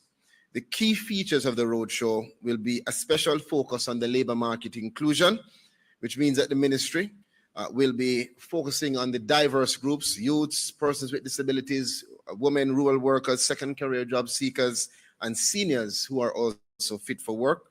Additionally, pensioners and social protection beneficiaries will have direct access to critical information and services through the roadshows, one-stop show format. We will also be inviting and receiving our colleagues from the U.S. Embassy who will join us to provide information on the adjustments as it relates to the U.S. seasonal employment program that we can expect based on adjustments to their immigration policies, and also to provide any clarity for Jamaicans exploring employment opportunities abroad. We're going to also highlight investment opportunities for the Jamaican diaspora who hope to come back home and to join and to contribute to national economic growth. In response also to our commitment to environmental sustainability, our roadshow also introduces the Just Transition Project, a very important project which we work with the ILO to integrate decent work principles into the national development policies. We will have a special panel there to discuss climate change, Minister Samura, and to explore the impacts of climate change on the workforce from a tripartite perspective involving government, employers, and workers. We will give updates on the newly launched Spiro project, the National Employment Policy, Jamaica's Decent Work Agenda, and we will also have an information session that will be critical, where the Jamaica Productivity Center will present on productivity and resilience for the future of work, exploring different sectors, global services, manufacturing, tourism, financial services, and we will also invite the Jamaica Business Development Corporation, JBDC, who will lead a session on how to start a business. So we discuss how your business can be productive, we discuss how you can start a business, and we offer guidance on accessing small business loans, business plans, capacity building, financial advice, and all of these insights to empower our entrepreneurs to navigate the evolving landscape successfully. Finally, the roadshow will see us having an amazing job fair, and it is a major highlight. We have the Electronic Labor Exchange Department that will host that job fair. We have over 20 employers confirmed, multiple industries, more than 200 job vacancies, on-the-spot interviews, and of course, persons will be leaving with jobs today. So it's an excellent chance and opportunity for job seekers to connect directly with employers and to secure employment. That's what I will say about the Labor Roadshow, Minister. If you don't mind, I'll just go straight through because we have three issues. So with these roadshows, we are pushing to foster education, reskilling, and of course, moving towards full productivity. However, we know that we still have some gaps. And so the employment of non-Jamaicans in Jamaica is managed by the Ministry of Labor and Social Security. It's governed by the Foreign Nationals and Commonwealth Citizens Employment Act, 1964, as well as the Caribbean Community Free Movement of Skilled Persons Act, 1997. And in my ministry, we have the Work Permit Department, which is responsible particularly for the administration of the authorization to work for non-Jamaicans seeking employment in Jamaica. In an effort to improve the management of the application and processing of these types of services, the Ministry of Labor and Social Security has commenced work to replace the existing work permit system and to also improve business processes through the creation of a new web-based and mobile-friendly work permit management system. The system, which will be informed by labor market intelligence as well as training and certification needs, aims to close the skill gaps in the local economy. In so doing, the ministry is ensuring that work permits are granted to persons where there are no Jamaican counterparts or a shortage in the labor market. And we are currently now at the final stage of development of this new digitized system. Pre-user acceptance testing is ongoing and will conclude by the end of February, followed by the actual user acceptance testing to commence in March. And the unit is committed to playing its part in reaching the new system development as soon as possible. The efficiency program that we have put in place has been in place now for over a year. And during that time, we can confirm that there have been several positive changes, including improved application processing times due to the addition of staff.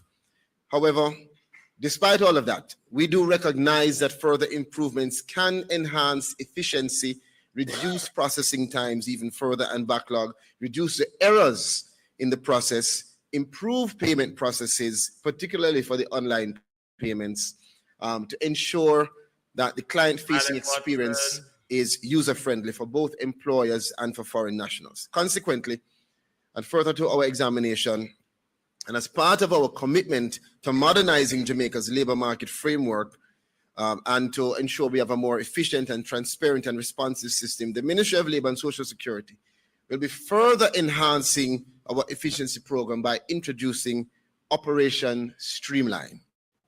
Operation Streamline is a bold and strategic initiative aimed at improving the work permit system in Jamaica even further.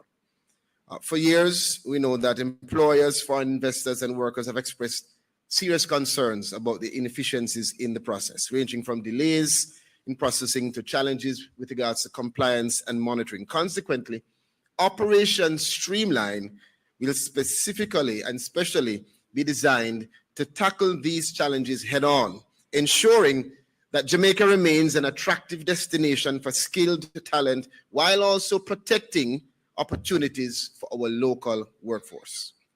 The key objectives will be, of course, to continue the digital transformation and to ensure faster processing time. And we are, as I said before, implementing a fully digitized application system to reduce paperwork and to improve turnaround time and accuracy. We will also have a strengthened oversight and compliance. We have developed and put in place a work permit oversight committee established to ensure fairness, transparency, and accountability in approvals. Employers must, however, know that you will have to demonstrate a clear need for hiring foreign workers while prioritizing skill transfer to Jamaicans. That means that going forward, this oversight committee will be even more granular in ensuring conditionalities attached to particular skills that are coming into the country to ensure that where we have those gaps, it is transferred in terms of skills to a Jamaican for the future work. We'll also have enhanced accessibility and customer support, and therefore we will have a dedicated work permit help desk to be introduced to provide real-time assistance and guidance. And we look forward to the new online tracking tools also that will also help applicants to monitor the progress, and that should come with the digitized system. And we will also have an email that will be provided for applicants or the companies to reach out to us if it is that you have any work permits that you believe are inordinately in delay, or if there are work permits past the 8-week period. And that email is workpermit@mlss.gov.jm. You ask again? Sure. workpermit@mlss.gov.jm. Of course, work permits will be granted in alignment with the national development priorities and skills shortages identified in key sectors. We're going to have a stronger linkage between the labor market information system and the work permit approvals. And this is to ensure that vacancies are first made available to qualified Jamaicans before any permits are issued. Also, going forward, related skills that are not found here in Jamaica will be examined to make sure that we have that apprenticeship condition.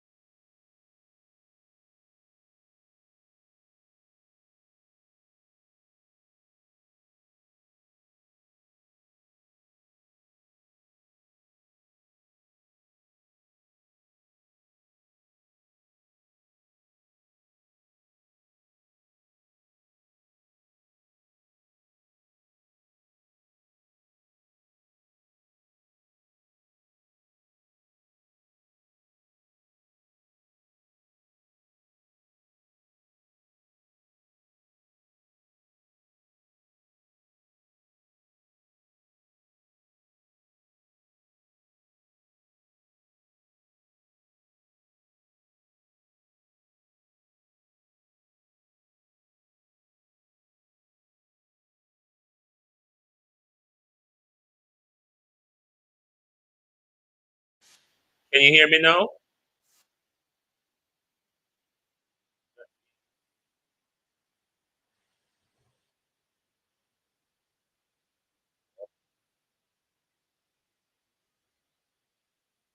Audio has gone. I don't know what happened. Let me bear with me. Let me look at audio. Find this. Oh no. Come back here.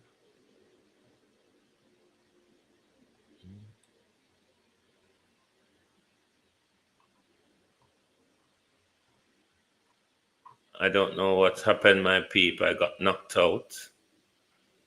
Let me know if you can hear me. Give me a second.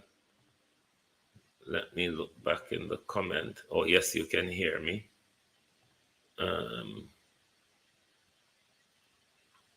Let me.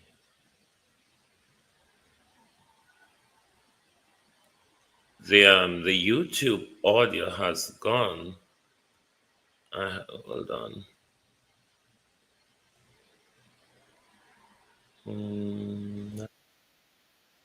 Oh,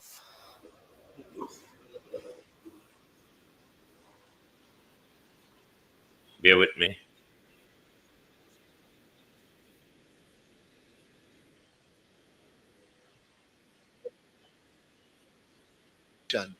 For persons with disabilities under this initiative. And I want to specifically thank Minister Samuda, who has been instrumental in raising that issue as a critical one. The Jamaica Council for Persons with Disabilities, our JCPD, has a database currently of an estimate of almost 50,000 individuals, and then perhaps many more. But we only have full registration of just over 17,000 persons as persons with disabilities as members of the JCPD. This needs to be increased and improved. Of that amount, we have almost 13,000, 12,925 to be exact, that are over 18, and that could benefit from the amnesty that was announced by the minister in November. Our objective then is to establish a special criterion within the National Water Commission's Water Amnesty Program to provide relief to persons with disabilities or their verified caregivers, thereby ensuring that they can benefit fully from this amnesty. I think that deserves a clap. You have to have bigger clap. This is excellent. This action aligns with Jamaica's commitment to the Convention on the Rights of Persons with Disabilities, particularly Article 3 and 28, which emphasize the rights of persons with disabilities to an adequate standard of living, which includes access to clean water services and social protection without discrimination. This principle guides our commitment to ensure that persons with disabilities are not left behind. The amnesty would also provide relief for the caregivers, as I said, which is very important. And if you see the Disabilities Act, Section 2.1 defines a caregiver as a parent, a legal guardian, or any other person responsible for caring for the health, financial, physical security, and general well-being of a person with disability. The amnesty in its current form allows eligible NWC customers, including pensioners and path beneficiaries, to have their debts written off partially or in full. The minister will go into more specification in that regard.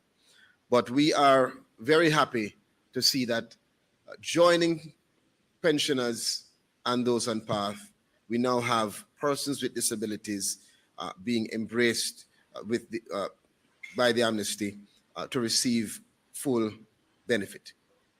I'll ask the minister to go into some more specifics, and then we can, if needed, respond in terms of the criteria required for the persons with disabilities. Thank you, Minister Charles, and good morning, ladies and gentlemen, of course, colleague Minister Dana Dixon, members of the media, permanent secretaries, CTDs, welcome all. I want to thank Minister Charles for his advocacy for the disabled community. When the matter was raised with me, I forwarded it to the board of the Water Commission, and we took a look at it, and the board has given its full approval and support for the expansion of the amnesty announced in November of last year to include those by way of specifications under the Ministry of Labor's system of registration for persons who are disabled. As at Friday of last week, we have engaged with some 10,116 persons who are seeking to benefit from the amnesty.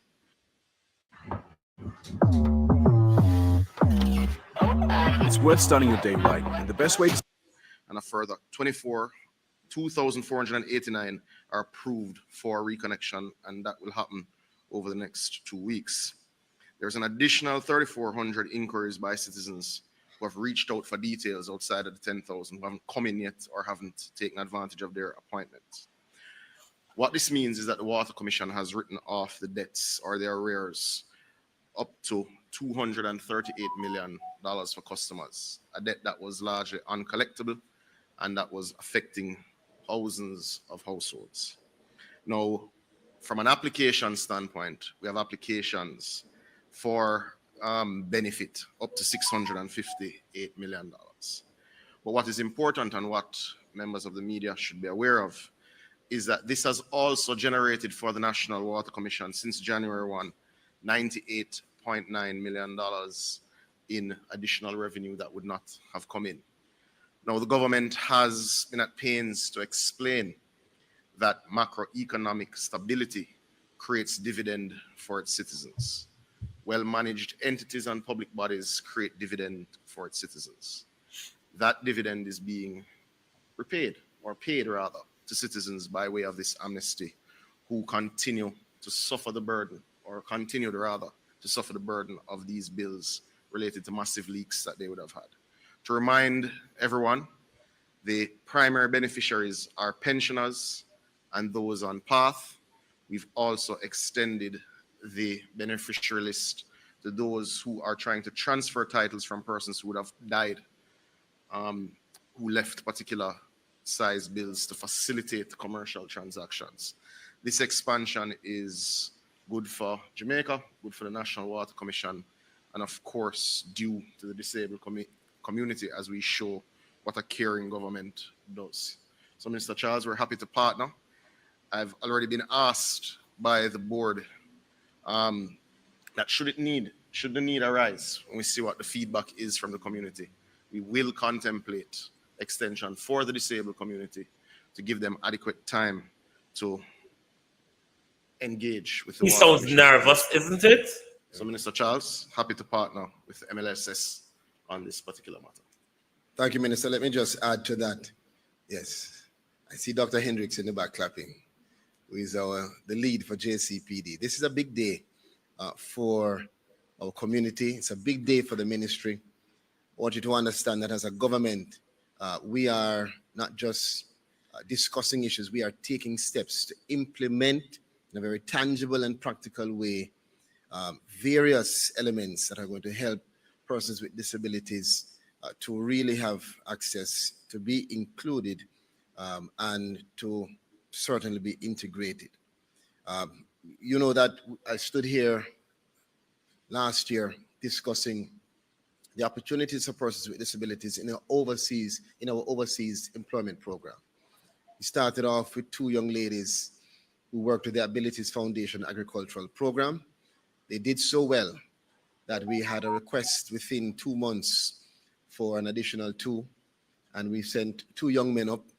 They did so well that we are now receiving requests for an additional two. I just want to say that because many times people feel that they're not able. That's why we have the initiative, I Am Able. It is not just for persons with disabilities, it's for all Jamaicans to know that we're able. Finally, as a matter of eligibility verification, we will ask that for persons with disabilities to access the amnesty, that they be registered with the JCPD. The JCPD has a process which allows for us, with our partners, to ensure the disability status.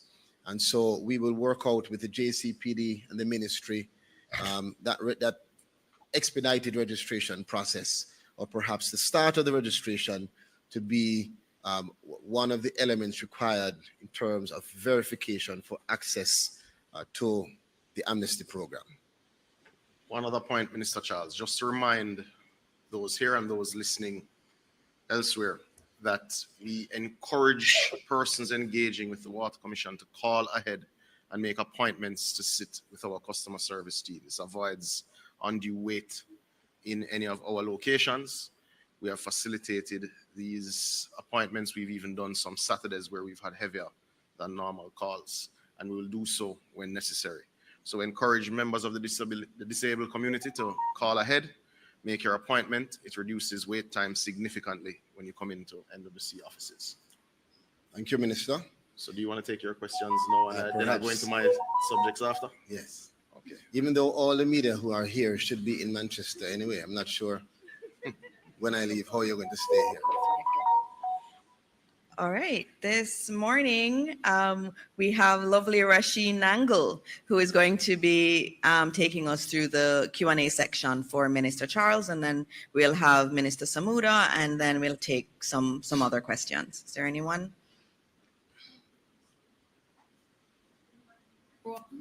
We're asking persons who have questions to just stand, state your name and the entity you're from. Good morning, Ministers. Sashana Small from the Gleaner. Minister Charles, in light of the Auditor General's report that on the social assistance programs in the government, specifically as it relates to your ministry, what steps have been taken or are being taken as it relates to address these issues, especially on the disbursement of over $700 million in 7 years without the established eligibility criteria? You said without the established eligibility criteria? Without established eligibility criteria. So the report detailed how these monies were dispersed over a number of years, and we didn't have like the listen to wishing and washing now. So I'm asking you, what steps have been taken or are being taken now to address these issues that were highlighted in the report? Very, very good question. And thank you for that.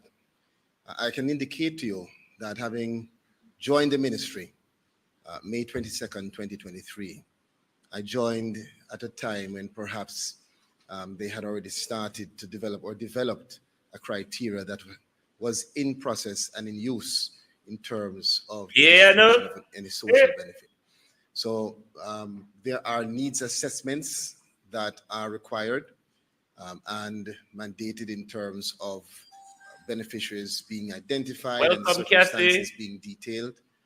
And there are other elements that are now required to ensure transparency. Listen, so perhaps the issue is or was an issue, but it's an issue that we have worked on and developed a system that ensures transparency, ensures accountability, ensures that we have our social workers going out to make the necessary checks, ensures that we also put in place systems to provide all the respective details of the beneficiaries.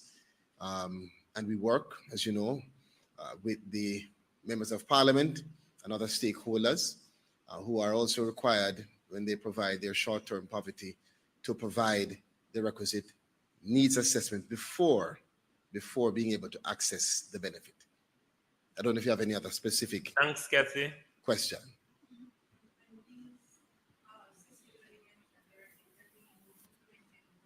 They are in process right now. All right. Yeah. Morning, Minister. Mahiri Stewart from Nationwide News here. I do understand that the Labor Ministry did meet with the AGMC, and you said that came to a resolution. Can you just go over what was discussed in the meeting, how the ministry and the AGMC came to a positive conclusion, and how prepared is the ministry to take on other matters in the future that may arise regarding not just the compensation review, but labor problems in general?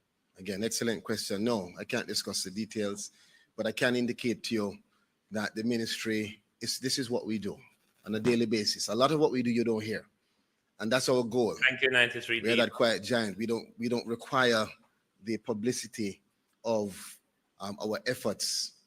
We have conciliatory efforts that are continuing, and we actually invite and encourage ministries, stakeholders, organizations, unions to come to us at a very early stage where we get an opportunity to introduce our team and to play that role of bringing persons together to have constructive dialogue and collaboration towards a better result. Thanks, That's Kevin. what we're Thank doing you. right now. I can say that we are seeing positive results. I'm going back to your Welcome, point about Daniel. the work permit in Jamaica. Currently, are there specific sectors, based on what you're hearing from stakeholders, which are currently suffering from a labor shortage? Because although we have corporate Jamaica, a lot of companies pushing for the government to make the process a little easier for the work permits, you have trade unions who are saying that you don't really have a shortage in some of these same sectors that they're pushing for foreign workers to be employed in. A shortage where they're Thank pushing you. what? For farm workers? Foreign Oh, workers. Foreign workers. Farm workers on my mind, forgive me. Well, it's a range because you have many of our work permits are for persons coming not just to be included in any sector of business, but to start their own business. And that also expands job opportunities for Jamaicans. We know for sure that there are sectors like the health sector where we have to have a specific focus on ensuring that we get the right persons here to assist. But it doesn't mean that you don't have Jamaicans who have the qualification. It's just that many of those Jamaicans are gone overseas. So whenever I'm asked that question, I have to hasten to say they're both correct.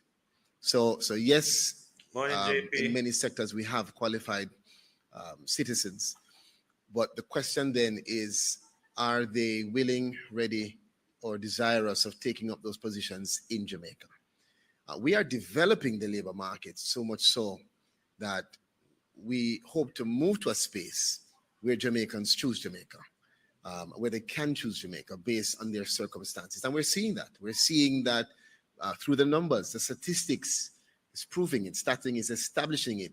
We are now at a historic low of 3.5%, never before heard of. We're moving from double digits to 3.5%. That's because of the hard work of Hard Trust NST, the hard work of the Ministry of Industry, the hard work of the Ministry of Labor, and all of us together providing the skills training and the support for youngsters who in the past would have to pay to have access to those skills and then pay to have access to job placement, to get all of that, not just free, but with stipend support. So the sectors are aligned based on our labor market information system. And we're seeing an evolving market that's moving into the gig economy, which means that a lot of persons that would normally be seen as laborers are now moving into TikTok and online BPO and many other dynamic forms of employment that are providing them a revenue that you cannot think of. And it's good. It's good. It's a part of the decent work and future of work system for us. But it's also part of our mandate in terms of refining our labor market information analysis so that we can know where to allocate resources and where to put more support.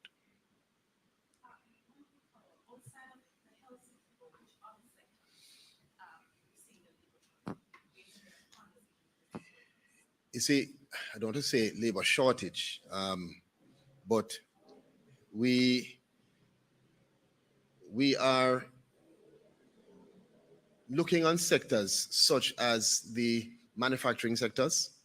We're looking on sectors where even agriculture, where despite having many persons here who are quite qualified, you still hear many farmers and persons who are investors saying that they're having difficulty.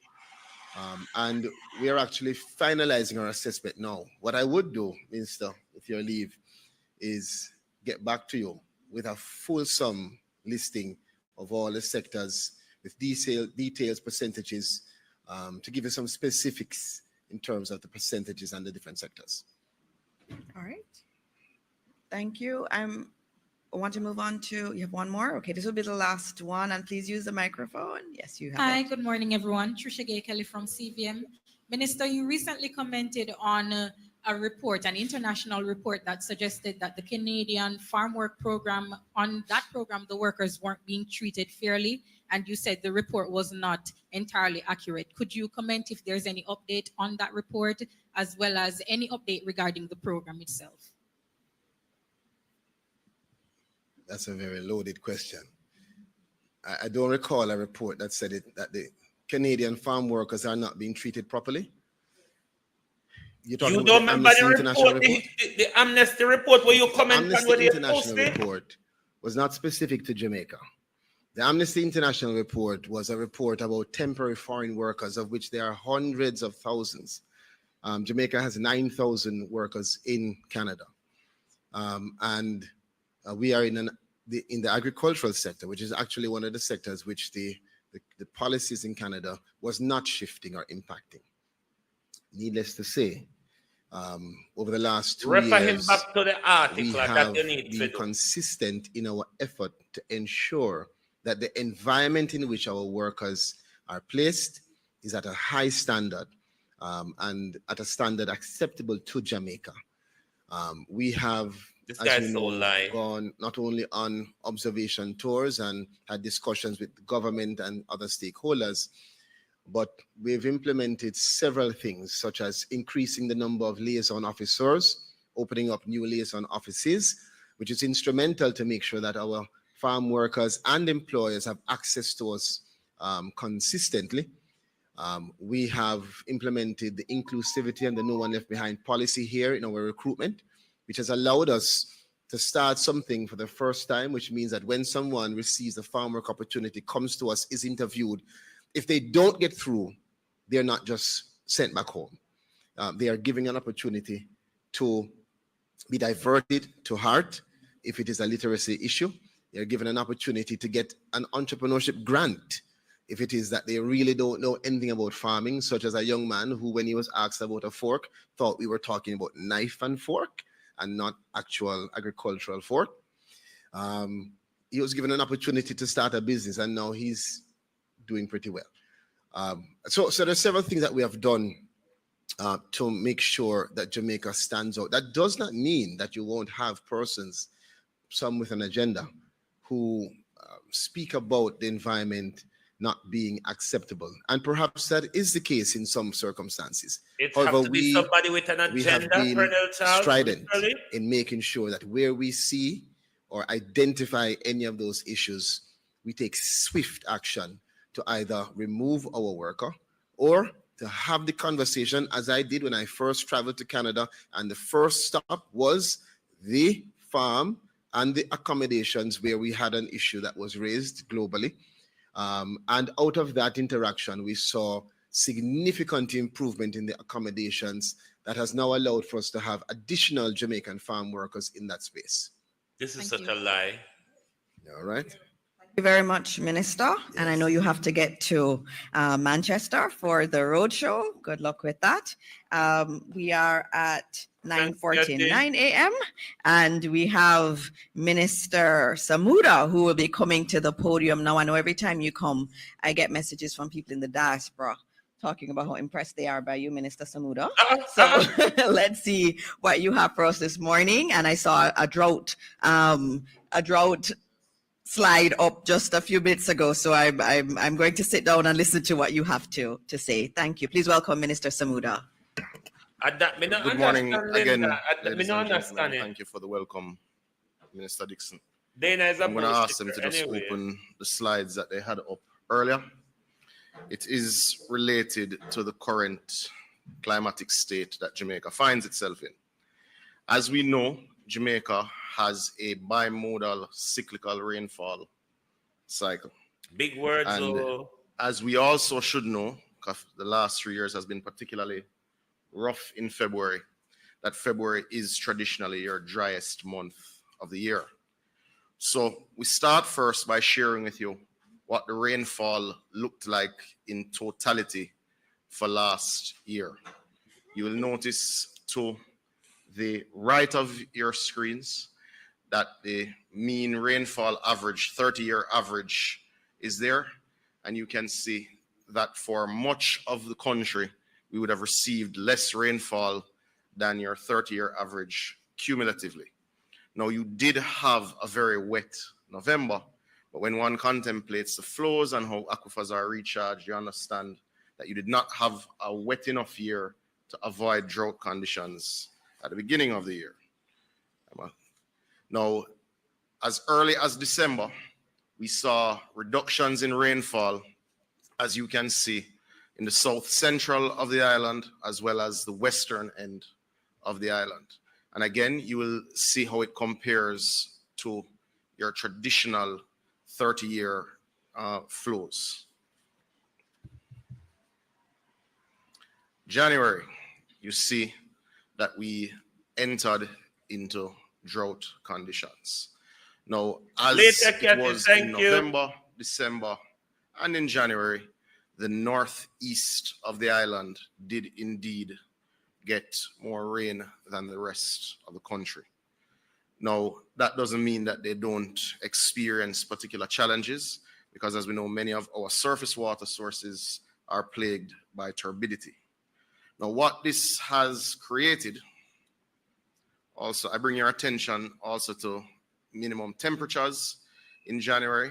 We've seen significant increases in February, but it would be too early to report on that. But what this has triggered for the National Water Commission is not a national issue, not a national problem, but 23 of our systems are experiencing shortfalls in their water intake, meaning 5% of our water systems are now being regulated. For those of you in the corporate area, you would not yet be experiencing any regulation, as at February 13th, the Hermitage Dam was at 89%, while the Mona Reservoir was at 98%. Now, ladies and gentlemen of the media, certainly who cover PostCab, would recall that this particular presentation was given 7 weeks earlier last year than we've had to give this particular presentation. Now, what this means, ladies and gentlemen, is that there are sections of the country that will require extra interventions. Cabinet has given approval for $150 million to be used for trucking of water, but based on where the situation is, we will immediately allocate 40 million of that 150 to the following areas: Manchester to all of its constituencies, Westmoreland to all of its constituencies, Clarendon to all constituencies, St. Elizabeth to all of its constituencies, and to Portland Eastern and St. Thomas Eastern. Persons may ask why the Northeast would get allocations. It's because their surface water systems suffer heavily from turbidity, so they're already seeing disruptions Thanks for sharing, Angela. in their supplies. The trucking program will be overseen by the municipalities. We'll be making those transfers through the Ministry of Local Government from MEGJC this week. This will allow members of parliament and councils to immediately respond to those most in need, and this is the first of many other steps. You should also note, because it has been reported in the media, that the government intends within days, actually this weekend, to commence its distribution of 10,000 water tanks as announced by the Prime Minister in his last budget. What that will allow, in a sense, is 150 recipients per constituency to receive tanks. This is a major intervention in the tertiary storage level. We get the comments every single year around drought about what the investment program is and how you're reducing the impact of that Open an award-winning ISA today in under 15 minutes. AJ Bell. Feel good investing. Save £70 on the Vax Spot Wash Home Pet Design. Perfect for cleaning up after furry friends. Taking the time to examine the budget that the Ministry of Finance has made available, some 10.1 billion Jamaican dollars, the highest ever, to the National Water Commission to continue with its capital works program. Top of the $7.3 screen, billion of this is already under contract. This is not projects that may happen, could happen. These are projects that will immediately commence in April once the first warrant comes over from the Ministry of Finance. But this is a cyclical issue that we face. We do have a bimodal rainfall pattern, and we have suffered from 40 years of disinvestment in the water sector. But we are blessed that this discussion is happening 7 weeks later than it did last year. We're also blessed where the rainfall outlook for February to April is not as chronic as it was last year. It doesn't look good on the screen, but we do expect that the rainy season will start in April this year as opposed to May last year. So we will continue to monitor the drought conditions very clearly. American journalists don't understand follow-up question the Met Service and the National Water Commission to come back to PostCab periodically to give you greater detail as the dry season stretches on. That is one update that I have for you this morning. I believe it was important to bring it to your attention. I remind you all of what we would have announced a short while ago related to extension of the amnesty for those persons who are disabled. And we encourage you to check our websites for the details as to how you access. Not everybody can that read amnesty. Crow. So, Minister, that is my update for this morning. Thank you very much. Sorry, one other one. Just to note, we are in what is called a meteorological drought, not a hydrological, meaning we're not seeing the impact on our rivers yet. Usually when you get into crisis mode is when you start to see the impact on your rivers. So it's making that distinction. Thank you, Minister. Thank you. All right, Rashid. Who's first? Mahiri, you can go ahead. Morning, Minister Mahiri from Nationwide here. I did note that when Minister Morris Dixon was making the introduction earlier, she described Kevin Carr as the acting president of the NWC. Is there any update you can give us on Mark Barnett and his future with the National Water Commission? Mark Barnett continues on administrative leave, but I expect to be able to provide an update soon. All right, wonderful. And so yesterday, Prime Minister Andrew Holness was giving a speech at the launch of Infinity Cooperative Credit Union, and he was making the note that there are certain developments in Jamaica that can't necessarily happen at the snap of a finger, and he mentioned water as one of them.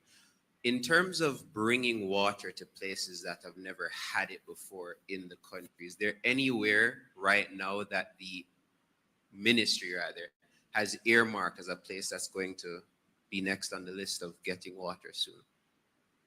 I think you're asking me to go ahead of the Prime Minister's budget speech for March 20th. But I would make the point that 4 years ago, the National Water Commission served 75% of the country. It now serves 78% of households. The stretch between 78 and 90% are served by either private Well, if we call it National Pipe Commission and not National Water Commission, who are outside the utility footprint, the known utility footprint, who either do rainwater harvesting or purchase from sources that we're unaware of. The Water Commission's capital program has improved service to over 150,000 Jamaicans over the last 4 years. The capital program will see between 38 and 50,000 persons additionally benefiting this year. Question. Where is Northeast St. Anne as it regards the Spark and Reach programs? We have used our allocations from the REACH program in terms of the first work order. The second work order is set to commence, I would imagine, in a week or two, because I know the procurement is complete. As it relates to the Spark program, we are hopeful to be listed in the next work order. Our approved roads are on the Spark website, and these roads were chosen by citizens who would have attended our consultation exercises. Minister, okay. Good morning again. Trisha Gay Kelly from CVM. Minister, last year, Western Jamaica suffered dearly in the dry period. Is there any special initiative for that area or any given area that may suffer this year, or will everyone benefit from a general initiative? Well, you've heard the benefits that they will receive initially from the general initiative, which is our tank program, as well as our trucking program. But the issue in Western Jamaica is like other parts of the country. You have disinvestment for over 40 years. The government would have announced its Western Water Resilience Program, which will target 34 billion Jamaican dollars over the next few years into infrastructure upgrades, primarily changing 67 kilometers of pipeline from the Martha Bray treatment plant into St. James and from the Great River treatment plant into the western end of Negril.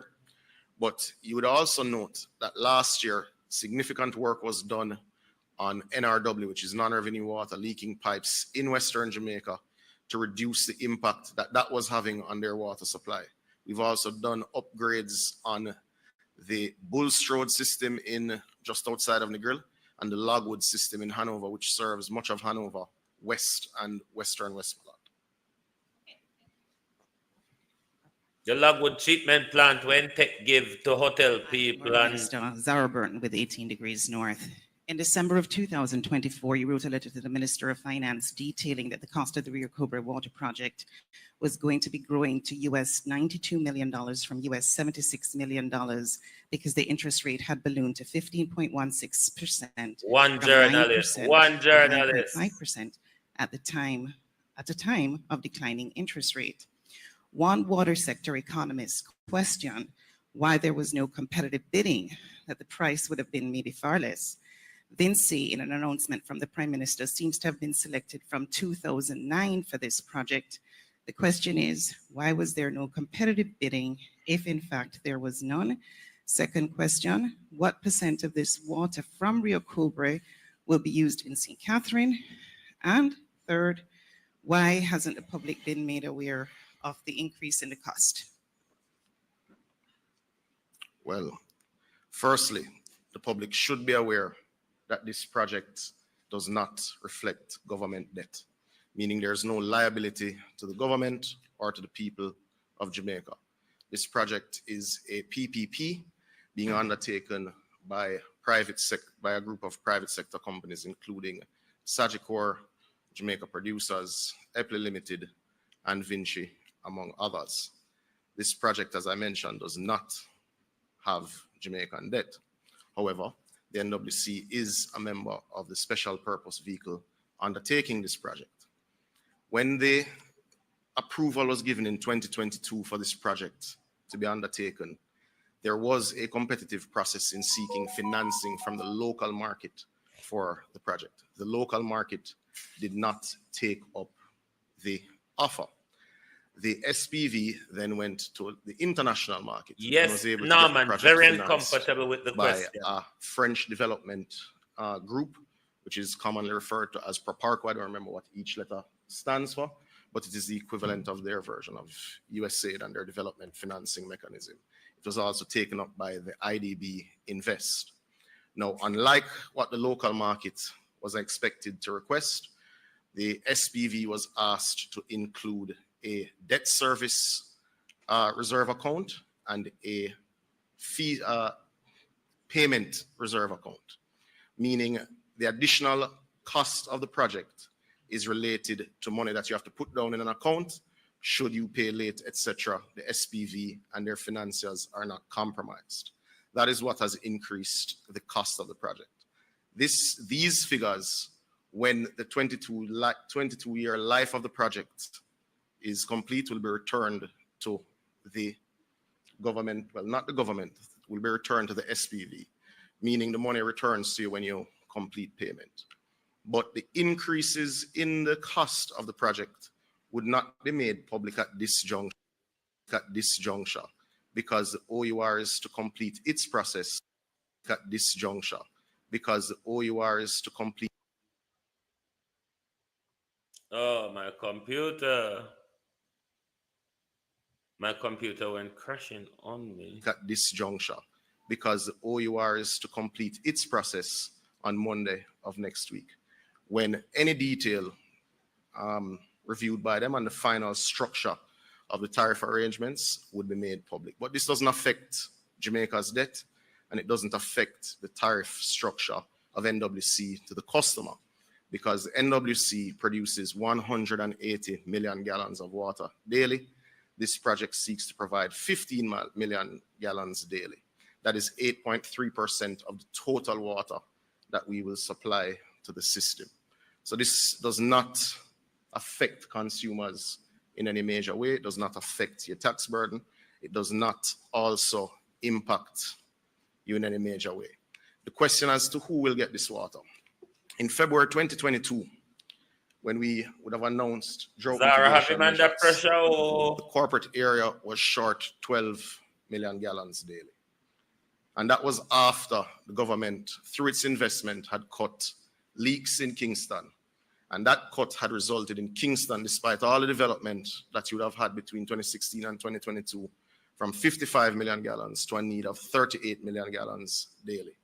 And you are still short 12 million gallons because of the extreme drought that you would have faced. And this project will supply 15 million gallons to Portmore, to sections of Spanish Town, and to Kingston and St. Andrew. So in essence, it allows development to continue along southern St. Andrew, became Manus project, of course, that corridor from Price Mart to Helsha Heights in Portmore, and I would say the western end of Spanish Town.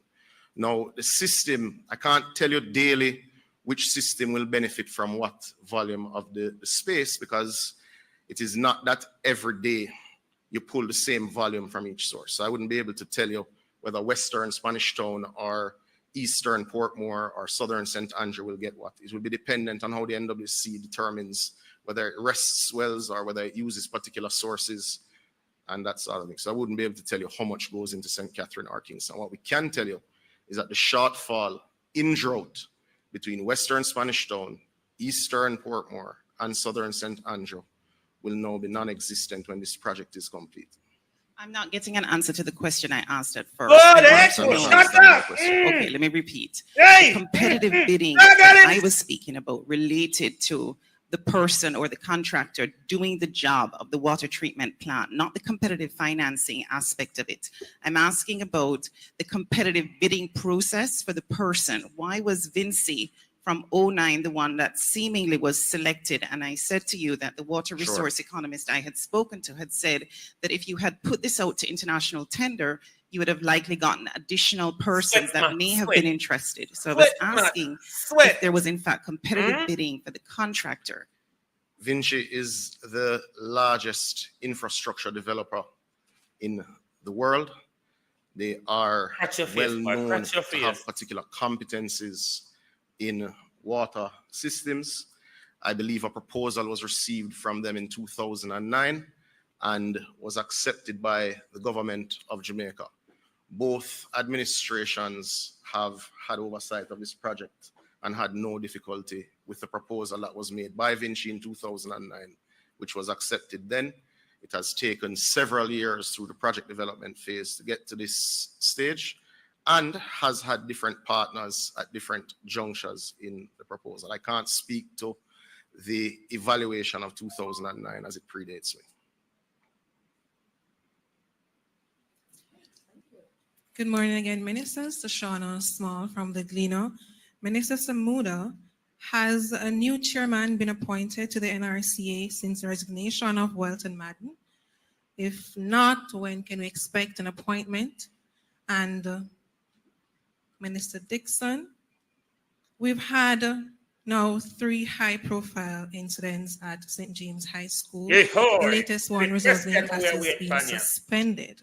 So I'm asking, since this is not the first time that this is happening, should the Minister of Education shoulder some of the blame that's about what's going on at the high school?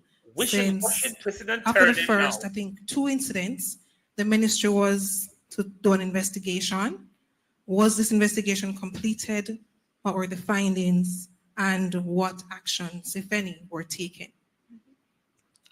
So I'll answer mine first. the chairman has not, or the appointment of a chairman has not yet taken place. We expect that this will happen within the next week.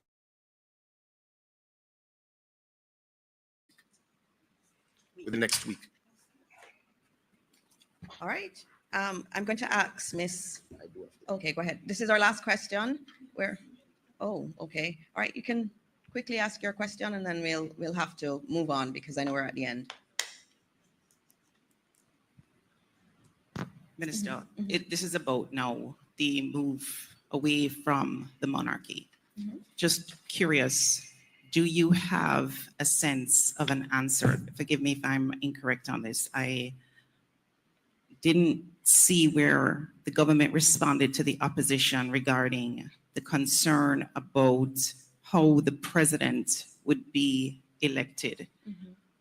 Did the government respond to that? If not, can you, or you're not in a position? I'm not in a position to. I know that the Joint Select Committee up till last week met. And remember, there's a Joint Select Committee of Parliament that is meeting to discuss the draft bill. And in that draft bill, I remember there being a section on the election of and the selection of the president. I think it went into quite a bit of detail.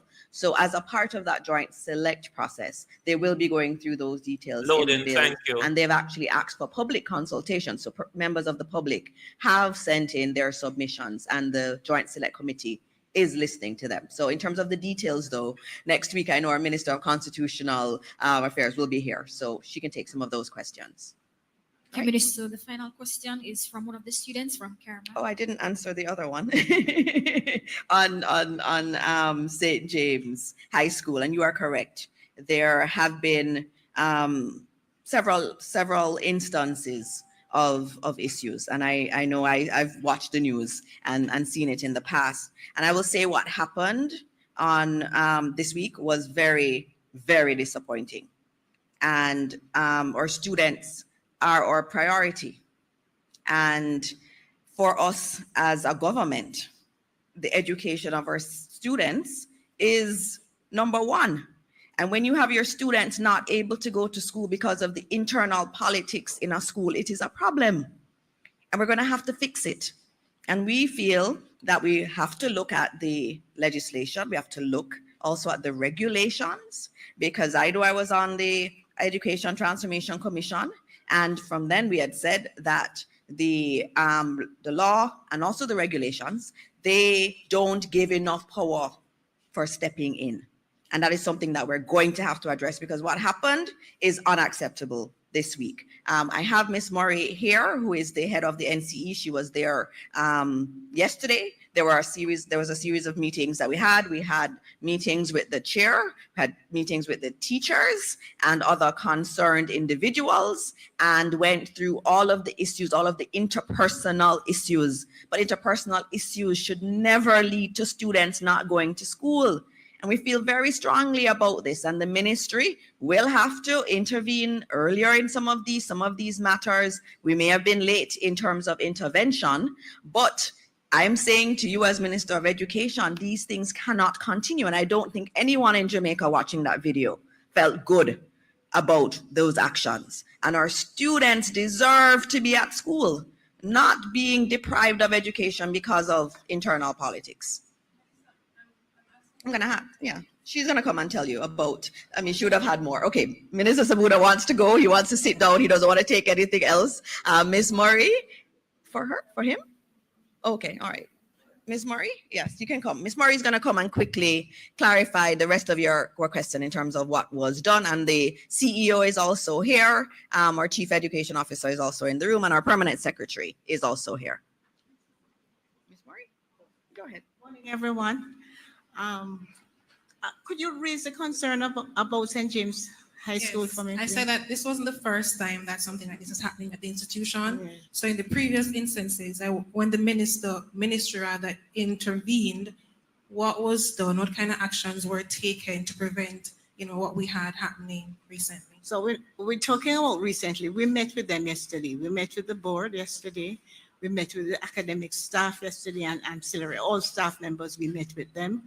We met with the board and the staff collectively, and then we met with the board by itself. We wanted to find out what were the issues. And there are a lot of issues at St. James High. There are interpersonal issues. There are issues regarding how do they manage conflicts. That is another area that we need specific intervention. We also recognize that there was a breakdown in the governance in terms of how the board adjudicated on matters. When we spoke with the board members, they were saying, look, we want to make collective decisions. We want to be part of the decision-making process. Yes, we agree that there are some issues, but at the end of the day, we want to have a stake in it. And so there was a breakdown, and we want to fix, we have decided how to fix that, right? How do we get boards to observe their collective responsibility, which is indeed fiduciary responsibility to act in the best interest of schools and children placed in their charge. Ms. Murray, this is the first time that the ministry is meeting with the St. James School. We didn't meet with them in the previous instances. And were any investigations done, any actions taken? The with region. the principal?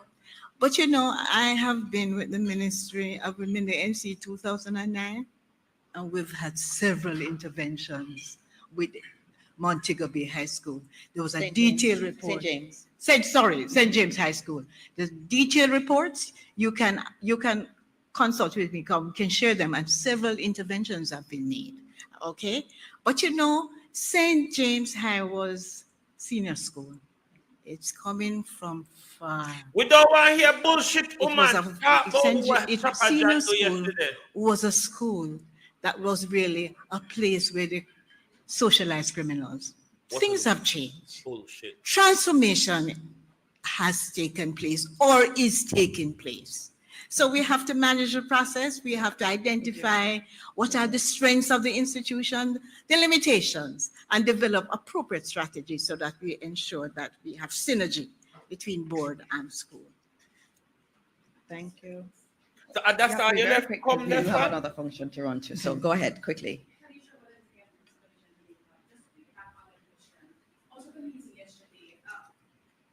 Mike. And two, there seems to be some disparity in what the principal is saying and what the chairman is also saying. All right. I heard you, so I will. Yeah. That's it? Okay. Is Mr. McCurdy the chairman of the board? And two, Mr. Morris Dixon, why is the government, there seems to be a reluctance in terms of releasing the SSL for the This question is very important and they never care over the mic.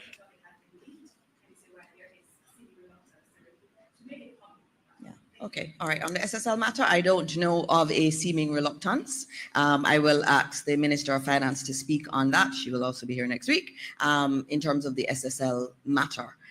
In terms of the school and St. James High and your question about moving forward, I haven't even gotten a chance to read the report. They got back in at 11 p.m. last night. They were working through the interpersonal challenges, and you know, in Jamaica we have interpersonal challenges across the board.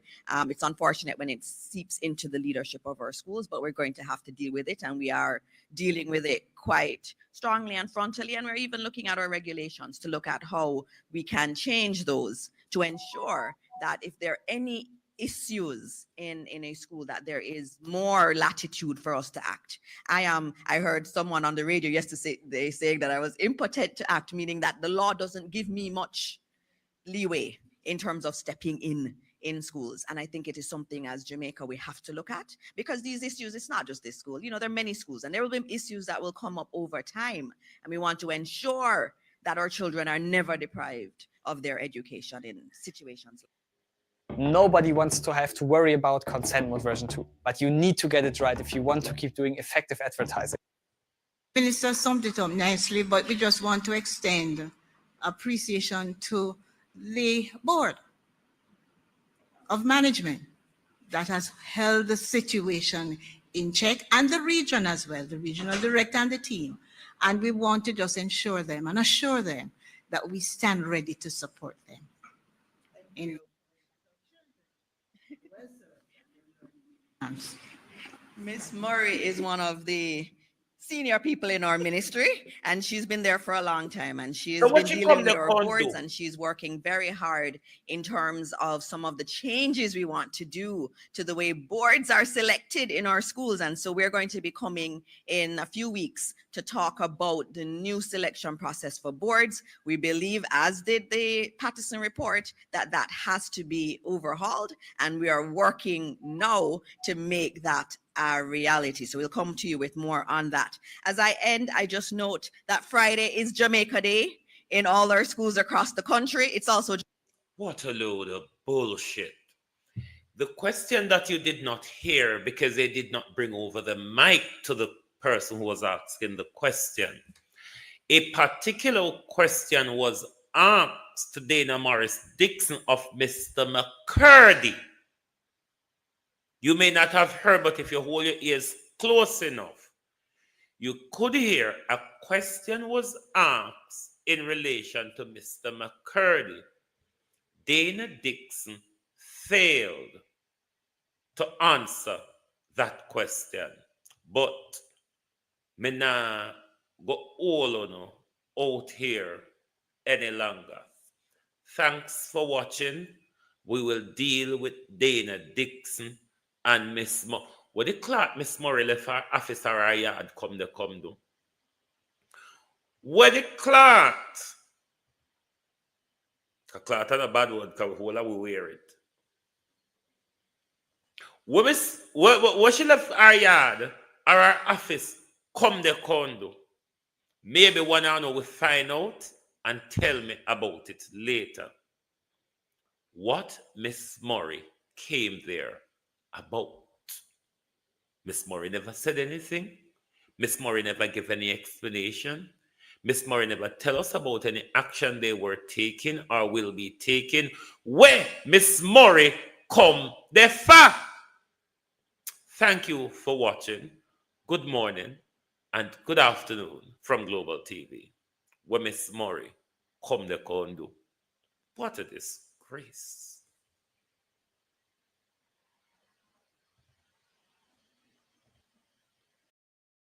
If you don't like missing out on the latest shows but still enjoy classic hits, then Global TV Group 358 is your perfect match. Global TV Group 358 isn't just another channel, it's your ultimate TV experience. From breaking news to binge-worthy dramas and timeless classics, we've got it all. Our unique blend of original content and global favorites means there's something for everyone. And guess what? With GTVG's seamless streaming, you can watch anywhere, anytime. Plus, our interactive features let you be part of the action. So, whether you're a seasoned binge watcher or a casual viewer, Global TV Group 358 is here to keep you entertained day and night. Don't just watch TV, experience it with Global TV Group 358. Subscribe now and never miss a moment.